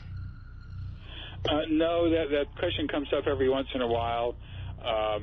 Nobody has been able to stop it by invoking any religious figure, and of course, this cuts across all religions and all races and all everybody's. But invoking the name of a religious person has meant nothing. Doesn't so far. work. Okay, well, good try. That removes that one. Is there? I guess this is a pretty good question. Is there any defense that you can imagine or that you've thought of yet against what they're doing to us? You know, I'm not a scientist, that's the thing. And if the scientific community would pay attention to this just a little bit, they might be able to figure something out that could stymie them or slow them down or do something that would be beneficial for us. And I just don't see that happening in the near future. And besides that, this program is now so old. I mean, it goes back down to the 20th century that and their technology is so unbelievably advanced that I just can't imagine stopping it. I mean, maybe they could, but I should be talking about this. No, I know. But I mean, that's an obvious question. I mean, there's got to be some defense. There's got to be some way to fight back. Right, and there must be some way. There has to be some way, and it's up to the scientific community to put their collective heads together and figure out a way to do it. But I'm a historian. I have trouble enough opening up a door handle. All right. Let's try another one. Chaz, you're on the air. Hello. Hey, Art. Hey, guys. How you doing? Well, I have a question. Yes. If we have no way of knowing whether we can defend ourselves against them, what were the medical conditions of the people that are actually being abducted? Did any of them have any type of diseases or ill health or anything like that? Or were they all just pretty fit? Well, that's a pretty good question, actually. One of the people in my book, Allison, died in 2011. She had been with me since 1993, and the aliens did not do anything to alleviate her type 1 diabetes. And they didn't care. There's more where she came from. In other words, that's my sense of it. Miracle cures is not in their benefit. It points to something odd going on. And so we don't see miracle cures, although I have, in fact, cataloged a few of them in Secret Life when people were very young and were kids, and they, in fact, were cured. 2 different people of something. But when people get cancer, generally speaking, they do nothing. If they have heart disease, they do nothing. Look at Carla Turner, famous abduction researcher, died of breast cancer, and they let nature take its course, knowing that there's millions of abductees out there who'll take a place. Yeah, I mean, why do anything? It just gets in the way of their goal anyway. So, just let nature take its course, I guess, and they proceed with their program, their insidious program. Yeah, abductees are killed in car crashes as well. There you go. Chaz?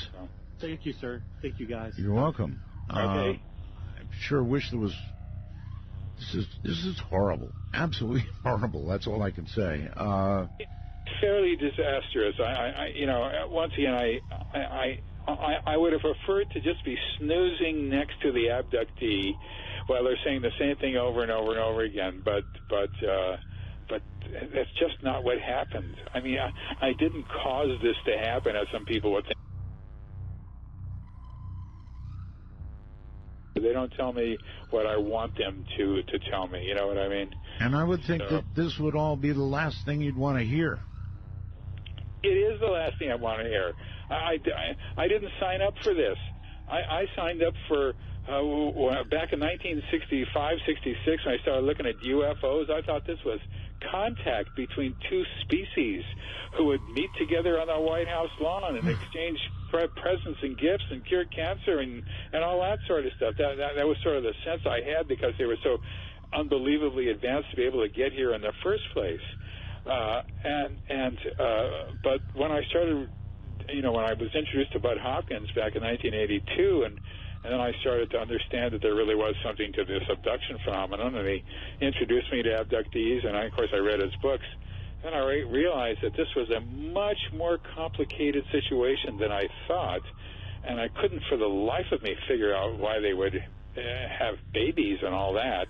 And then when I started doing my research based on, my ideas from Bud, it just sort of led in this trajectory that Bud was having, but then the trajectory began to shift into these other things while maintaining the original stuff there.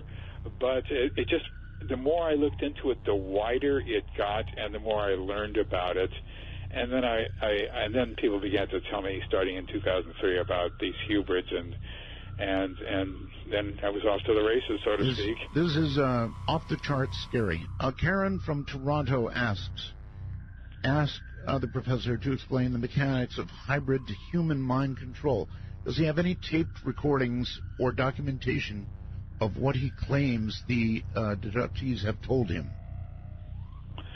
Well, we have no documentation in terms of close-ups or, there's all sorts of shadowy photographs and all that, but there's nothing on board, and there's no pictures of humans standing there with their eyes wide open and aliens staring into them at a distance of either touching foreheads or an inch away. What about transcripts or recordings, Professor, from... Well, I've got transcripts and recordings of all my sessions, all of them. So you have plenty to back this up. Oh, yeah. Oh, absolutely. Oh, yeah. Oh, with the abduction phenomenon, you can't remember what a person said. You have to record everything, and then you can't listen to, in those days, cassette tapes. You can't listen to any tape. You have to sit there for another 3 hours listening to something you already spent 3 hours listening to. You have to have it transcribed, and then you can read through it and look at the certain points that you're looking for and so forth. However, the reports, I'm the one who sort of discovered this neurological basis way early on, and I put it in 1990 in Secret Life.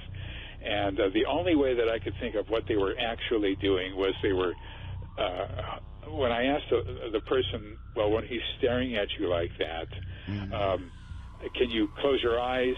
Can you avert your eyes? Can you do whatever? And they said no, they're just looking straight ahead.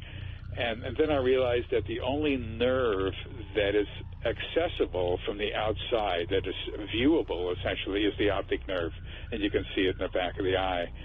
And my guess is, and this is I'm not a physician, but my guess is that they're hooking into the optic nerve and then using it as a conduit to go to any other neurological sites in the brain, and they can energize anything they want. They can add stuff, detract stuff. They can put images in. They can do all sorts of things. For example, here is something that was played out in a woman's mind. Now, the phenomenon is amazingly mundane. For example, she sees in her mind's eye. Now, I can't absolutely say it was a mind. She thinks it might have been in a screen or it might have been in her mind, but this is typical mind stuff. She sees a woman who is walking down a sidewalk in some setting. It's a nice setting in a town, and she stops at a bus stop, and it's a sheltered bus stop, and she sits down in the bus stop. Yes. There's another woman sitting next to her.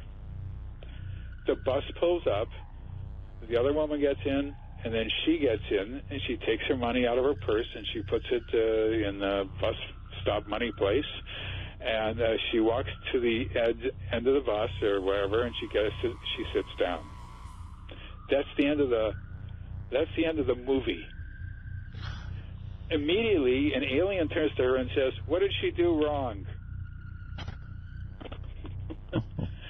So the woman says, "Well, she looked pretty good to me. Everything was fine. She looked a little, maybe too nervous or something, but other than that, everything looked fine. You know, that's the level of learning that's going on here. And who would think of an image of a drama like that? How many Hollywood producers would have that as you know, as something that they could sell to a major movie company to capitalize on as a drama? Here's another one. A 10-year-old kid, a growing, probably Hubert kid, comes down with to a woman's house. This is typical stuff. With a caretaker. He was an older guy in his 20s, and she takes him around the house and shows him this and shows him that and shows him other things. Now they go into the living room, and she sits on the couch, and the caretaker sits on the couch, and the kid sits in this upholstered chair, but he's sitting right on the edge. He's sitting on the edge. He's not sitting back or anything. Yes. So the caretaker says to him, "Sit back." So he sits back a little bit, but he's sort of ramrod straight. And the caretaker urges him, you know, what's wrong with you? Just sit back. And he doesn't want to. And then the abductee realizes what's going on, and she says, "No, you're not going to fall through the back of it. It's got a backing inside the upholstery, inside the covers, and you won't fall through." So he gets up and he walks around to the back of the chair, and he feels the back of the chair. He says, "Oh, I see. Okay, yeah." Okay. And then he gets back on the chair, and he slowly slides back, and then he slowly hits the back, and it's okay. So a teaching moment. All right. But it's so mundane. It's so off the wall. Yeah, it is. So who would think of something like that? And I have account after account by person after person of things like that going on. It's just astounding. I should let people ask questions. Jaroslav, I believe it is, outside the country somewhere. Hello. Hello. Hi there. Where are you? I'm in Poland. Poland. Okay. Great. Gosh. Yes. So what do you think about all this? You've been listening tonight, right? Yes, I am. And? I have a question. How can you know for sure that it is actually bad for human race? I mean, it could be good for human race, maybe just another step of development of human race, because we already are a product of ET genetic manipulation, as far as I know. What a question. Well, I don't know if we're a product of genetic manipulation as opposed to genetic change that happens over the millions of years, but any group that can control another group will go ahead and control the group for their own benefit. That has happened. That has never happened like this before, but certainly anybody in power can control others, and oftentimes, if they don't like those others, it leads to disaster. It benefits them in some way to do what they're doing, and it doesn't necessarily benefit us. It might. You might be right. It might be good for us in some way. But because this is such a clandestine program, because it is so secretive, and because they are so frightened of anybody saying anything about what's going on, I just can't imagine that it would be for our benefit. Okay. I just thought, the real evil we must deal right now is globalist bankers, industrial military complex, and such people. Well, unless we've got this going on, it sounds a lot worse to me. Yeah, it's I don't know which is worse right now, but because the program I think is still a young program, but it'll get old pretty soon. But I can't see. People said, well, this is just evolution. This is no, it's not just evolution is a natural process. So right, and that's what I say in the book. It's unnatural evolution. It's unnatural. It's not evolution that benefits us necessarily. It benefits them. Caller in Poland, maybe you're one of them. I don't think so. I've never have any encounter with ETs or UFOs, as far as I know. Okay, all right. Well, thank you for the call. And let me ask you, Professor, when you ask somebody something like I just did, kind of rude, I guess, what would their normal response be? I mean, would it be what he just said? I don't think so. Or... I never asked a question. Never, ever, ever, ever, ever asked a question. I learned that I just can't do that because, and when people tell me about their experiences, I've learned to say, oh, that's interesting. And I don't say, oh, my God, that sounds like an abduction experience to me. As I said earlier on, I just don't like ruining people's lives, you know. And when people come to me... Yeah, but isn't all this about to ruin all our lives eventually? Yeah, but they've got a life to live for as long as possible, and it's up to them to make the decision. When they come to me after when they fill out my questionnaire, and I decide I'll work with them, and they have to live within 100 miles of me and all that, I give them very strong warnings about going forward with this. I say, look, you stand on the verge of making a life-changing decision. Yeah. One of the most important life-changing decisions you will ever make if you do find out that something is going on. And the first thing that happens is you're isolated. If you tell your family about it, they'll think you're crazy, and they want you to get help. And that's a loving thing for them to do. And then it may well be that when you get to that help, you will recite essentially what you're saying tonight, and they will affirm the fact that you need help. They could wind up in the booby hatch. Absolutely. Exactly. Holy moly. Not only that, it's worse than that.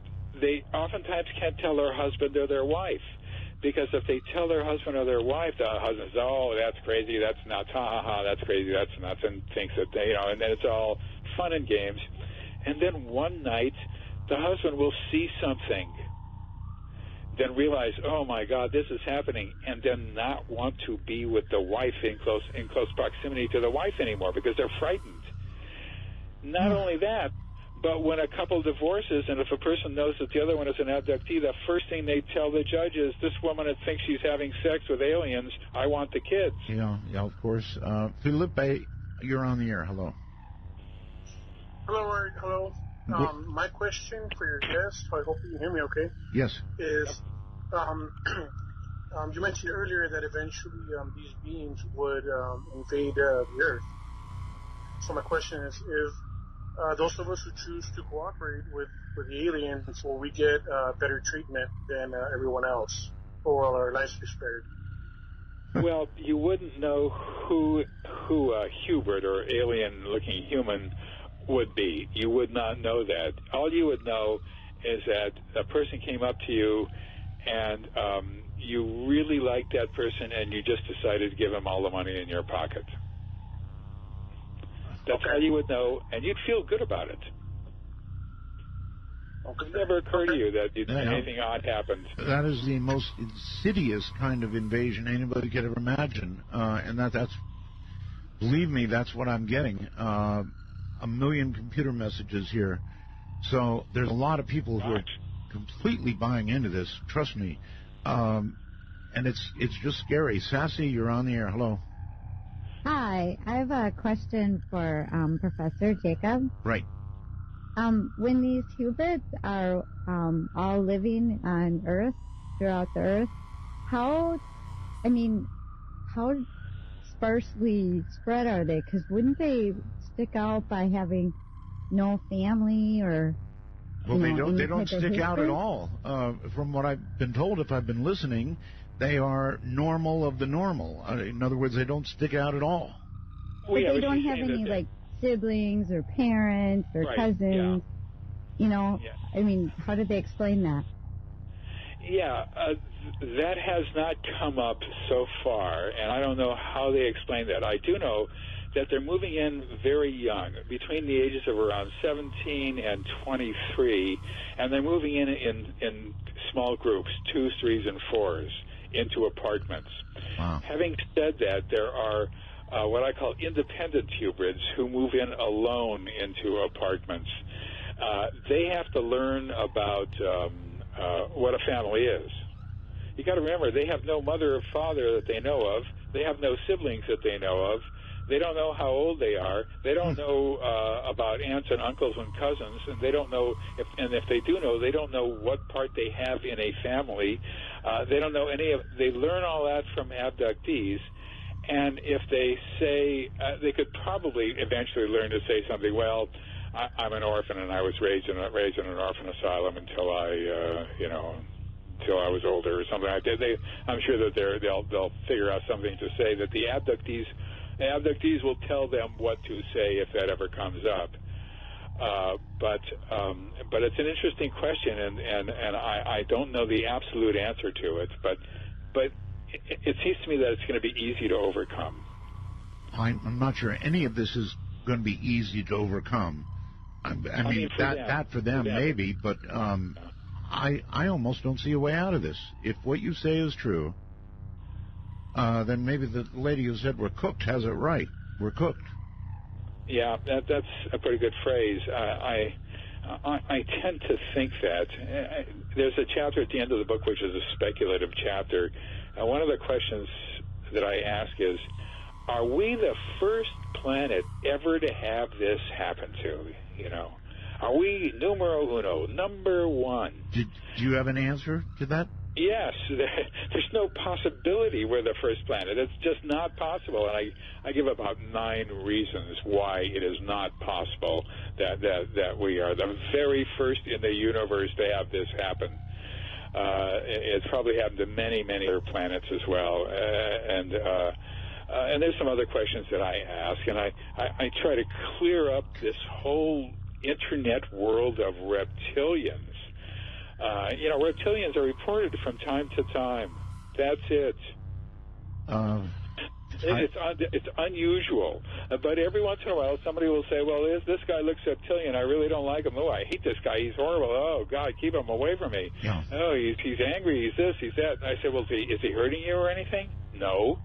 Well, is he slapping you around? No. Oh, well, is he really aggressive to you? No. Well, what's he doing? Well, he's just doing his standard stuff that everybody else does, but I just hate him. I just hate him. And I think I have a logical explanation for why they're there. I'm going to keep that quiet for a while because there's a lot of transcripts and not a whole lot of me talking in the book. Tyrone, you're on the air. Yes, Art. Why do they abduct one person 400 times instead of 400 people once for sampling? Yeah, there you go. Yeah, well, the key idea here is sampling. They abduct one person over and over and over again, not only because they get sperm and eggs, but because they have all sorts of different tasks to do on board the object. When they're kids, they play with hybrid children.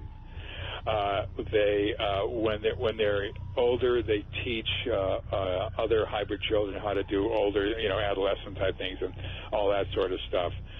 They have a world which they belong to, which they're involved with that they don't even know about, and that when they do learn about it, they wish that they weren't. Having said that, I don't know why people are abducted so often. It's ridiculous. It makes no sense. There's no reason for it, it seems to me. But no reason that we understand. It may well be. Right. It makes sense to them, and there is a reason for them. For me, I don't know. But this one woman, Betsy, who's sort of the star of the book, she was being abducted every other day almost for a couple of years, a year and a half or whatever it was. I can't remember exactly. Constantly. I would talk with her on the phone, or it would do instant messaging or email, and she would hear clunking going on upstairs, and she said, "I think they're here. I have to get off." and we would do a session on what happened the night before, and sure enough, and this is a really wonderful person. Her life and her husband's and children revolved around the church, and she wasn't a person who was making up stories to lie to me and all the rest of that stuff. And I've known her since 1999. I'm still in contact with her. In fact, I was in contact with her just the day before yesterday. All right, Tyrone, anything else? No, that's about it for now, but I appreciate the answer, Dr. Jacobs. Thank you very much. I wish I could give you a fully developed answer to why they're abducted over and over again over the course of a year, but I can't. Can you give us a fairly fully developed answer to this question? Professor, what you're saying tonight is so uber that it really has to be asked. How honestly sure are you of what you're telling us tonight? Well, having done abduction research since 1986 by myself, that is to say with hypnosis, and having heard people say things that are not true, yes, and having people confabulate like crazy at this, that, and the other thing, and learning that when somebody says something for the first time, you can't, it's not evidence, you got to with other people. Right. And knowing some of these people for long periods of time, and knowing their families and this and that, I'm fairly certain that this is true. It's as certain as you can get with humans, you know what I mean? Unless you're actually looking in their window as a peeping Tom and watching them being abducted. All right, Professor. It is Midnight in the Desert, exclusively on the Dark Matter Digital Network. To call the show, dial 1-952-CALL ART. That's 1-952-225-5278. The hairs on my arm are doing a pretty good job of standing up tonight. Anyway, this is really, really scary stuff. Professor, welcome back. Well, thanks for continuing to have me on. I'm not exactly the bearer of glad tidings. Not even close.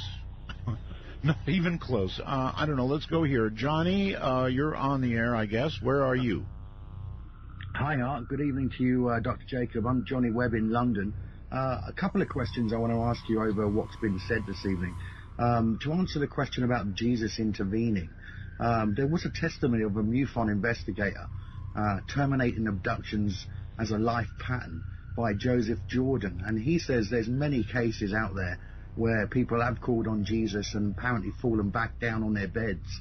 Also, my other question was, were you ever able to go into the past of your patients or future to see if they were contacted in other reincarnates? And also, have they managed to speed up the growth of hybrids?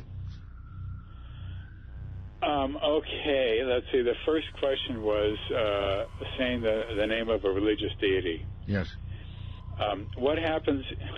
This is the abduction phenomenon. No, wait. The second question was what? About reincarnation. Reincarnation. The third question was. What was the third question? The third one is have these entities been able to speed up the growth of a hybrid? Oh yeah, no, they develop at the same rate as humans do.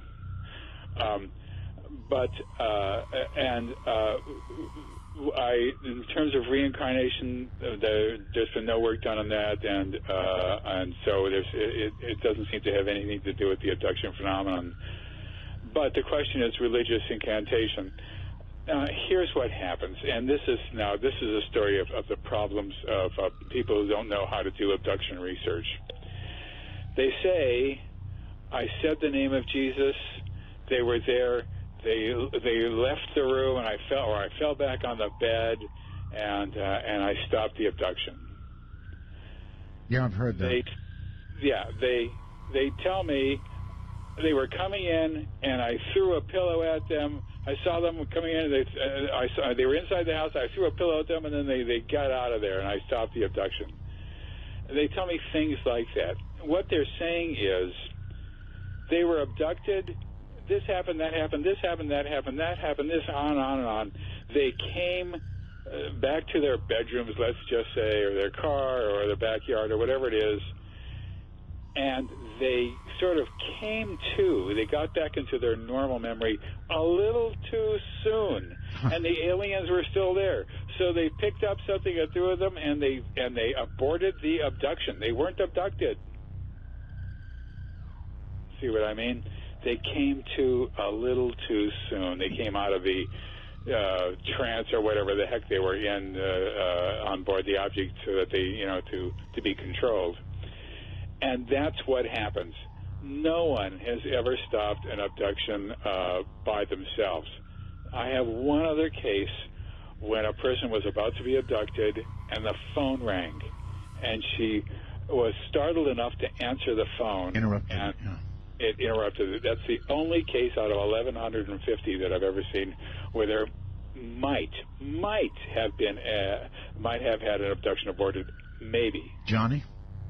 Well, in your book, The Threat, I remember you talking about, whilst being under a hypnotic regression, that there was another entity in the room, and they were conscious of you being in that spirit at the time. Do you know what I mean? There was another person in the room, and they were conscious of me? Yeah, so whether it was, one of the abductees, but there was an entity in the room, and they were conscious of you being, in this present time, hypnotizing your patient, but the patient was letting you know that there's someone in the room with them who knows you're doing what you're doing. Yes, that does happen, and the answer to that is, don't do that. Stop doing that. You are not to do that. You are hurting us. That this gets them very, very upset, very excited, because it is in fact a breach of their secrecy program. I was saying earlier that this one woman had violence directed towards her in a very strange way. Ultimately, they couldn't stop her from seeing me, so what they tried to do was to find out where I was and maybe get me to stop seeing her. That's going to be the subject of a book of mine sometime when I'm about 109 years old. But needless to say, they never did get to me. I don't think they never got to me. But there's a story involved in why they didn't get to me also. So it sounds like we have several shows to do, Professor. Marion, hello there. You're on the air. Where are you, please? Hi, Art. I'm in Romania, Bucharest, Romania. Romania. Yeah. Okay. Do you have a question? Yes. The question is, what if the professor is a defector of theirs? Actually, not such a crazy question in a way, Professor. If I'm a defector? Yeah, if you're in essence a defector of theirs. I mean, who, me? You. Nothing strange has ever happened to me in my life, and I can remember all aspects of it, or some aspects of it, for the last 5 or 6 years. No, I can remember when I was a baby, when I was a little boy, and I've got pictures of me all the way through, and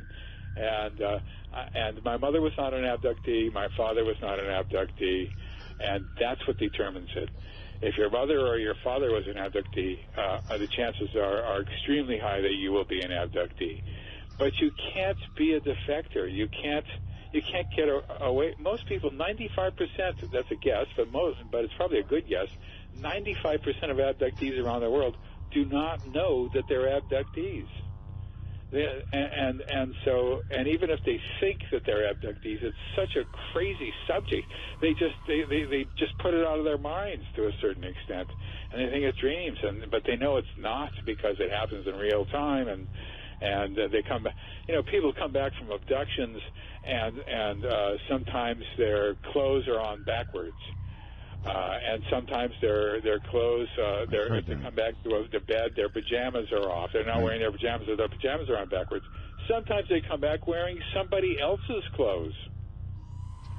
And people are physically missing from their normal environments when they're abducted. Police have been called, and search parties, and this and that. And children have searched for their parents, and parents have searched for their children in real time, And people are abducted in groups and can confirm each other's abductions. if you want to hear a story about it. Is there a chance that you may be an enhanced exponent of this? An exponent of it? I want to see it stopped immediately. I'm not an exponent. I'm a person who has learned about it and now is telling everybody what I've learned. And you have to remember that this is a phenomenon that is global. It's worldwide, and it's been going on for a long time. And people, and the only indication of it was the UFO phenomenon, and people could not make that connection until decades and decades and decades into seeing UFOs. And then they began to realize that there were people inside those UFOs, aliens, and they were here for a reason.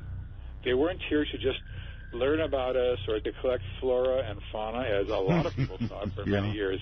They were here for a reason. Got it. Let's go to Joe very quickly. Joe, you there? Yes.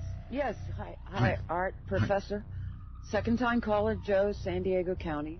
Okay. Talking about the procreation, going back to how you're saying that these aliens procreated, that harkens back to the Middle Ages, at the 17th century, when the witch burnings and the huntings, Reverend Montague Summers and the Malleus Maleficarum stated that demons would come first as a woman to seduce a human male, and the semen would be used to not only fertilize for the demon, but then the leftover she would transform into an incubus and therefore would seduce a woman again. And each time there would be DNA from the demons mixed in with the humans and passed on. And so it sounds so similar that maybe they've been doing this since the 17th century. Could that be possible? Probably not. And the reason is because we would probably know about it in some way, in people's diaries, in stories written, in other ways that we would be able to keep track of it. But in fact, now there's a huge flaw in what I'm saying, because in the 1920s, we know what's happening in the 1920s and the 1930s, and nobody said anything. So that may be wrong. But at the same time, we have been able to trace it back to the last quarter of the 19th century, and after that, we completely lose sight of it, and we also lose sight of airships. For example, in 1896 and 1897, there was a mystery airship wave, which was very strange indeed. A lot of people think it was folklore, but it didn't seem like folklore. Then in 1909, there were airship waves in the New England area. Then there was really not much that people reported. That's a critical event. Until World War II, and then there was the Foo Fighters in World War II, and right after World War II, then there was the Ghost Rockets in 1946, and then the major waves of UFO sightings that people began to report in 1947. So there is a sort of trail that we can go through looking at this thing. But when you get past the mid-19th century, let's just say, it really drops off the cliff, and you're going to get similarities here and there in literature and in art and this and that, but you can't put a whole lot of trust in those. All right, Joe and Professor, hold on for a second. Lance says this, Art, this is the only coherent explanation of the whole alien visitation business that I've ever heard. The pieces have always been there, but Dr. Jacobs has connected the dots. If that's true, I'm scared too. Is that how you feel, Joe? No, actually, because, I don't feel scared. I don't feel like inciting panic or anything, but I feel this has been going on for a lot longer than, And it doesn't scare you? It doesn't scare you? I'm not going to live my life like that. I'm a cancer survivor, man. I am. No, you got to live your life. I'm with you there. I'm living my life, but I'm not going to be scared of that until I am face to face. Well, okay, Joe, but you may be face to face and not even know it. Right, Doctor? That is, if you asked me that just a few years back, I would have said, no, you're not right at all. But now I have to say, yeah, you're right. It's going to take me a while. You know, we're coming toward the end of the show. We're not there yet, but close. I've got to digest all of this, Professor, and then I think we've got to do another program. Are you up for that? Not tonight. No, not tonight. I know. Not tonight. But I mean... sure, if you want, though. There's only so much I know about the subject. Yeah, but this is not the kind of thing you can just sort of lay on the table and leave it there. You just can't. Whenever you want me, I'm yours. All right, thank you very much. Here's Dale. Hi, Dale. Hello, Dale. Going once. Going twice. Poor Dale didn't make it. Let's try Nick. Hello, Nick. Hi, this is Nick from California. I was wondering if you know they're coming on such a regular basis, why don't you put cameras up in your house? It was the first thing I thought of back in the 80s. Really? Yeah. I put this is in the videotape days, and I put video cameras mounted on a videotape recorder at the slowest speed possible so that we could get 8 hours, and it would be pointed at a person in her bedroom, let's just say. And she would then look at the tapes afterwards and see which one she wanted to send me. There might be something embarrassing. She could elect not to do that and so forth, you know. And then I did that with another person. I think I had about 12 people sleeping on their cameras at one point. What we got was a person getting up in the middle of the night, walking over to the camera, the VCR, and turning it off. What we got was a person getting up in the middle of the night and walking into another room, followed by an abduction. Or we got, they're not going to come tonight. I know they're not going to come tonight. I'm just not going to turn that machine on, followed by an abduction. So at the same time, we did get, for example, I have one of a huge flash in the person's bedroom in the middle of the night, which wakes her up, and then she goes right back to sleep. Now, I don't know what that was. Maybe it was a plane crash across the street. I don't know. But it was an odd flash. And then I have a long sequence where a woman goes upstairs. This is a long story, so I won't tell it, but it goes up and her two kids are sleeping in her bed. She takes one kid out and puts it in the bedroom. She comes back and she takes the other kid out, puts it in the kid's bedroom. Then she I'm trying to collapse this. Yeah, it's not going to collapse enough unless you can really hurry. She eventually walks out of the room, and then suddenly she's back in bed asleep. And the question is, how did she turn that VCR on and be back in bed asleep? Because it would show her moving her hand back and then walking into bed and putting the covers over her. All right. Professor, as I mentioned, I've got to digest this and come back to you. And we've got to do another program. But you've got to admit, you've laid a lot on me and everybody to think about. Professor, I'm sorry about that. That's all right. It's quite all right. Thank you for being here tonight, Professor, and we'll be in contact very shortly. Thanks, Art. I appreciate it. Take care. Holy mackerel. Well, that's a way to top off this day, huh? Been a difficult couple of days, in more ways than one. You all have a good night, or try to anyway, and sleep tight.